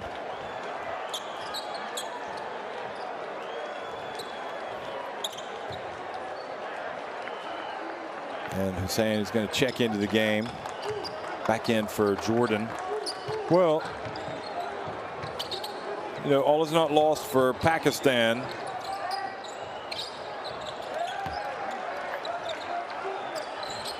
When you think about their situation, another 3-pointer for Jordan. If you look at the overall situation in this group, the benefit is that Sri Lanka is also in this group, and they're 0-5. So Palestine are, at bare minimum, going to get third place and go into the additional qualifying tournament. And by the looks of it right now, that additional qualifying tournament would include Indonesia, Malaysia, Guam, India, and either Syria or Saudi Arabia or possibly Qatar. So Palestine would like their chances of going into the additional qualifying tournament and having some success there.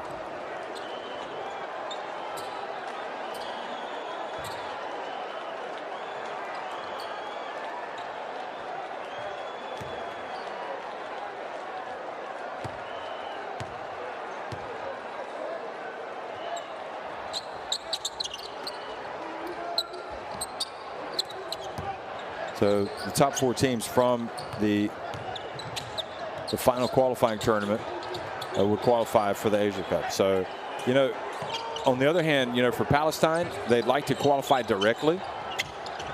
And it's not to be disrespectful to the other national teams, but out of all of those teams that are likely or potentially going to finish third, you have to say there is enough talent and skill, you know, overall quality in this Palestine team to where they would be among those top 4 teams that would emerge from the additional qualifying tournament. And who knows, you know, maybe that would do them some good. It would give them some more games to get to the additional qualifying tournament. They qualify, then they show up at the Asia Cup and they're ready to roll. As long as they balance minutes and they're able to come into the Asia Cup, you know, that would be good for them. So in a way, it might be doing them a favor. And also not winning today, as Hussein goes down and hits that jump shot, not winning today, maybe that sharpens their focus, not only for the next time they play against this Jordan team, but for the remainder of this summer.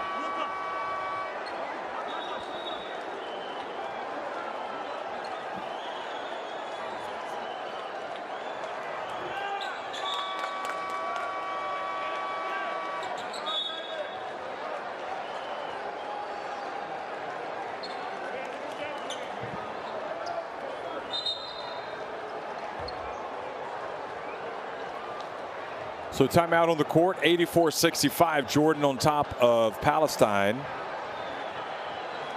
So Jordan about ready to move to 3-0.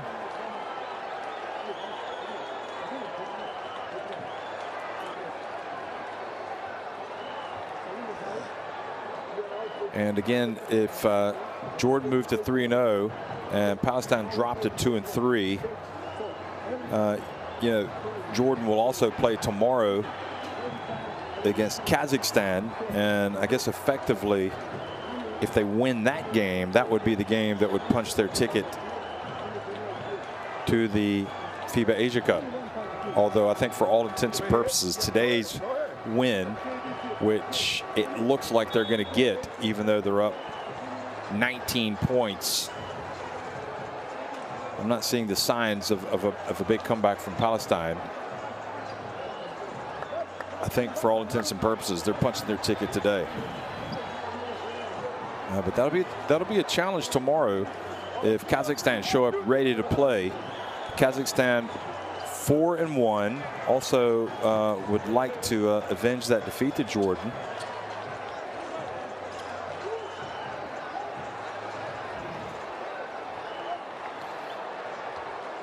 No matter what happens, Palestine will be eager to come out and play on Monday against Jordan and put things right, and at least finish with a 3-3 record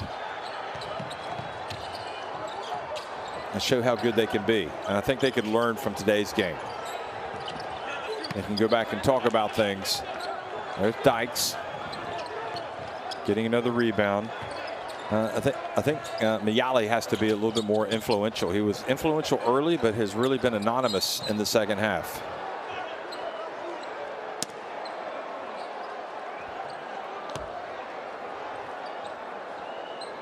I think one positive for this Palestine team today has been the play of Tamer Habash.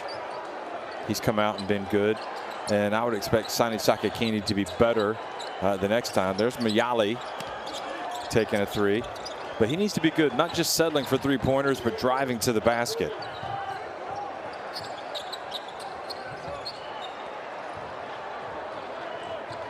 That was kind of missing with the 3-pointer. Dykes drives in. Again, this would have been a 6-point game at halftime had Al-Hamache not hit that 3-pointer, and that was a real momentum play for this Jordan team. So don't lose perspective for Palestine, and I don't think Jordan will either. I mean, I think they'll know they got to come out and play tomorrow, and that'll be a tasty game tomorrow. Very tasty against Kazakhstan.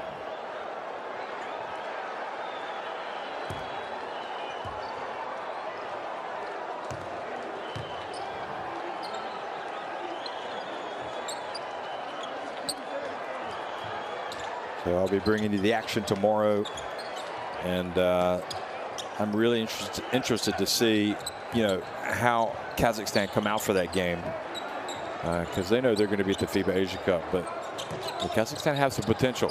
They want to come out and play well.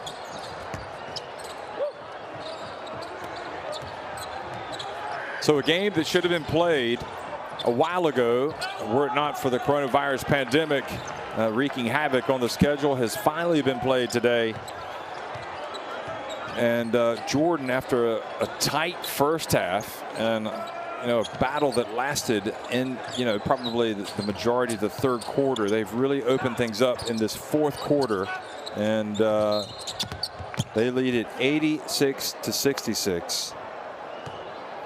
Jordan outscored Palestine 27-22 to go up by 14 points at the end of the third quarter.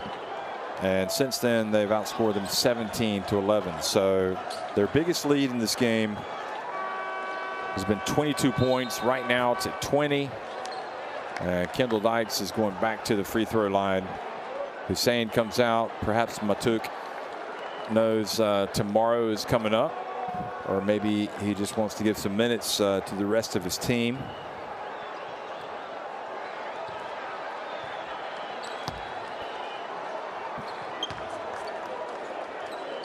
So Abu Aboud is in the game, number 26, Khaled Abu Aboud. Every single player in that Jordan team has gotten some minutes today.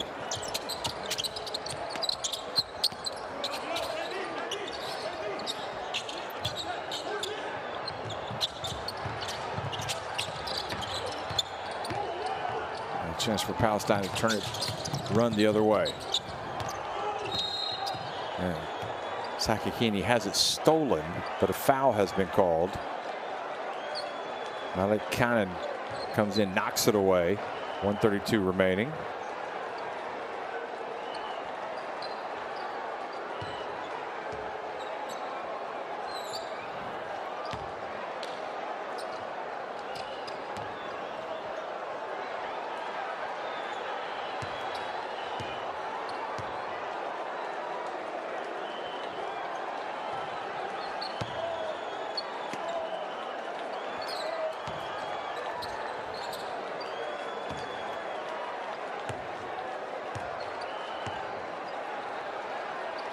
Well, how good can Jordan be? They've been certainly a team from Asia that has been on the international basketball map for some time now, for the past decade. They go back to Tianjin City in China, 2009, when they finished third in the FIBA, what was then called the FIBA World Championship. They played. They finished 23rd, but even there they had some close results. And then their big chance came in 2011 at the FIBA Asia Championship, which is now called the FIBA Asia Cup in Wuhan. And well, they were in position to win that game right at the end, but weren't able to get it done at the end. It was a chance perhaps to win that title. Will they ever get to that chance again? I think they will. Sakakini just looks like he doesn't have any legs for this tournament. He just looked over his coach and was like, "Get me out."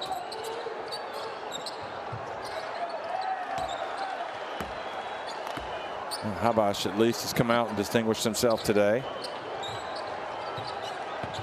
So Filipovic is going to leave Sakakini out there. I'm not sure what the psychology is there. Sakakini hasn't even crossed midcourt yet. Oh no, yes he has. Yeah, you go back to the 2011 team, and China won against Jordan 70-69. And Rasheem Wright obviously was in that team, as was Sam Douglas, and they had a chance to win it right at the end.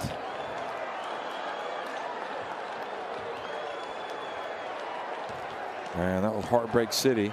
So Sani Sakakini goes out of the game. Habash makes another one. I think you have to say he's taken a step forward with this national team today. He is a potential weapon that they need to utilize. Tamer Habash. I like the body language from the coach, from Filipovic. Be positive. I like that. You know, you could be frustrated, but he knows that this is not the be-all and the end-all of their year. You know, they've come out. Have they played well? Probably not, but they've in a way they've been slightly overmatched in the second half.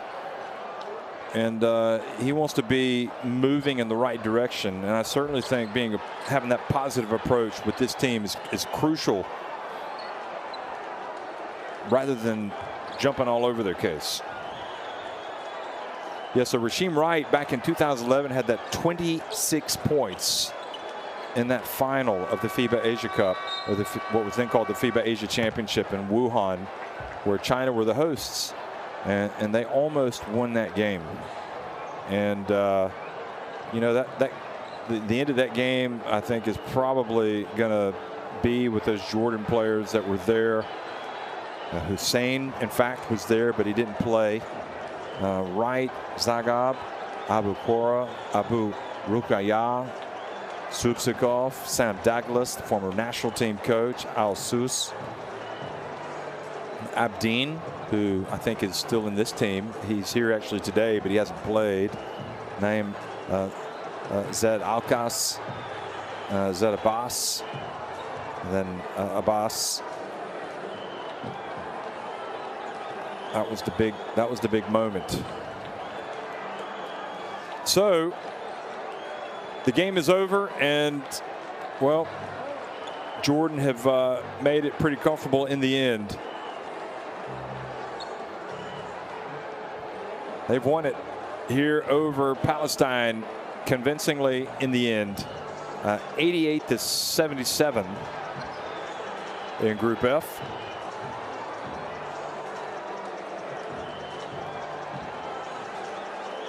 And as you look at the numbers, well, just domination, but mainly because of the second half.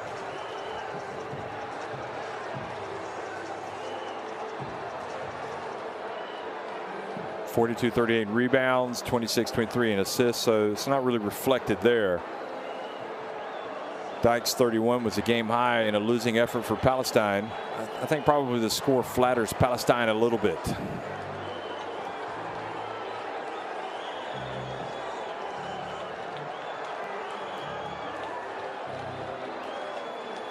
So tomorrow Jordan will return to the court.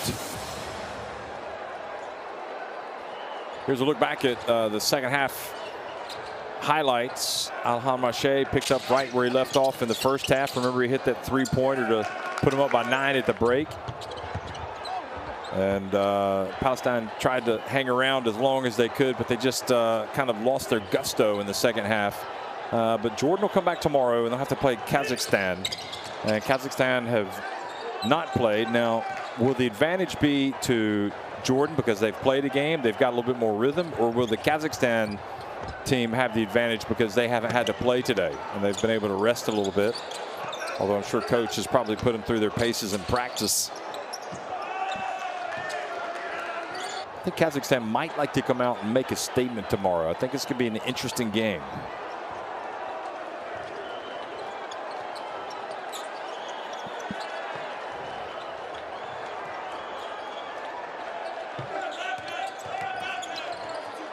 Al-Dwari is certainly a factor for this Jordan team in the qualifiers and moving forward.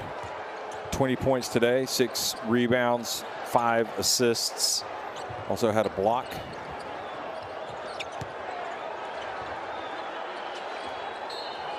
(19) for Bazai, which is incredible because, I mean, he was nowhere to be found on the box score at halftime. And Ibrahim, just terrific. I was really impressed by him. 17 points, 6 assists, 5 rebounds for Ibrahim, and probably the play of the game as well. If you remember, he was catching it down the low block, spun right, then spun back to his left and scored while being closely guarded.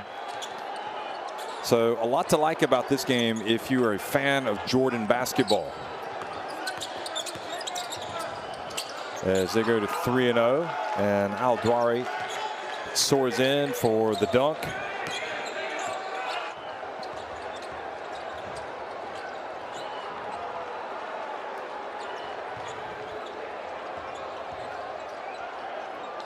Now you have to appreciate, really, for the most part, Dykes did very well today. But Bazai coming out the second half was almost unconscious. I would go so far as to say, as bad he was in the first half, he was excellent in the second half. I mean, he was just a completely different player. I'm not even sure it's the same guy.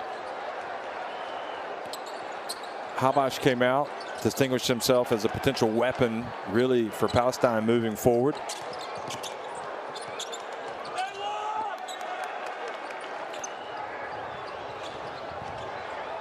And they were putting on the finishing touches right at the end.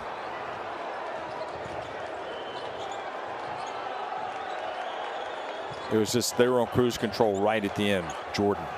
We're going to take on Kazakhstan tomorrow. And once you see the standings, you'll see that Jordan have improved to 3-0. Kazakhstan are up at the top at 4-1. Palestine get that participation point. They go to 2-3, so they've got 7 points. Still in second place. And Sri Lanka down to bottom at 0-5. Jordan at 3-0, taking on Kazakhstan tomorrow at 4-1. One last time today, folks, here from the Prince Hamza Arena in Amman, Jordan. It was Jordan winning it 88-77 over Palestine. Thanks for watching. We'll see you tomorrow.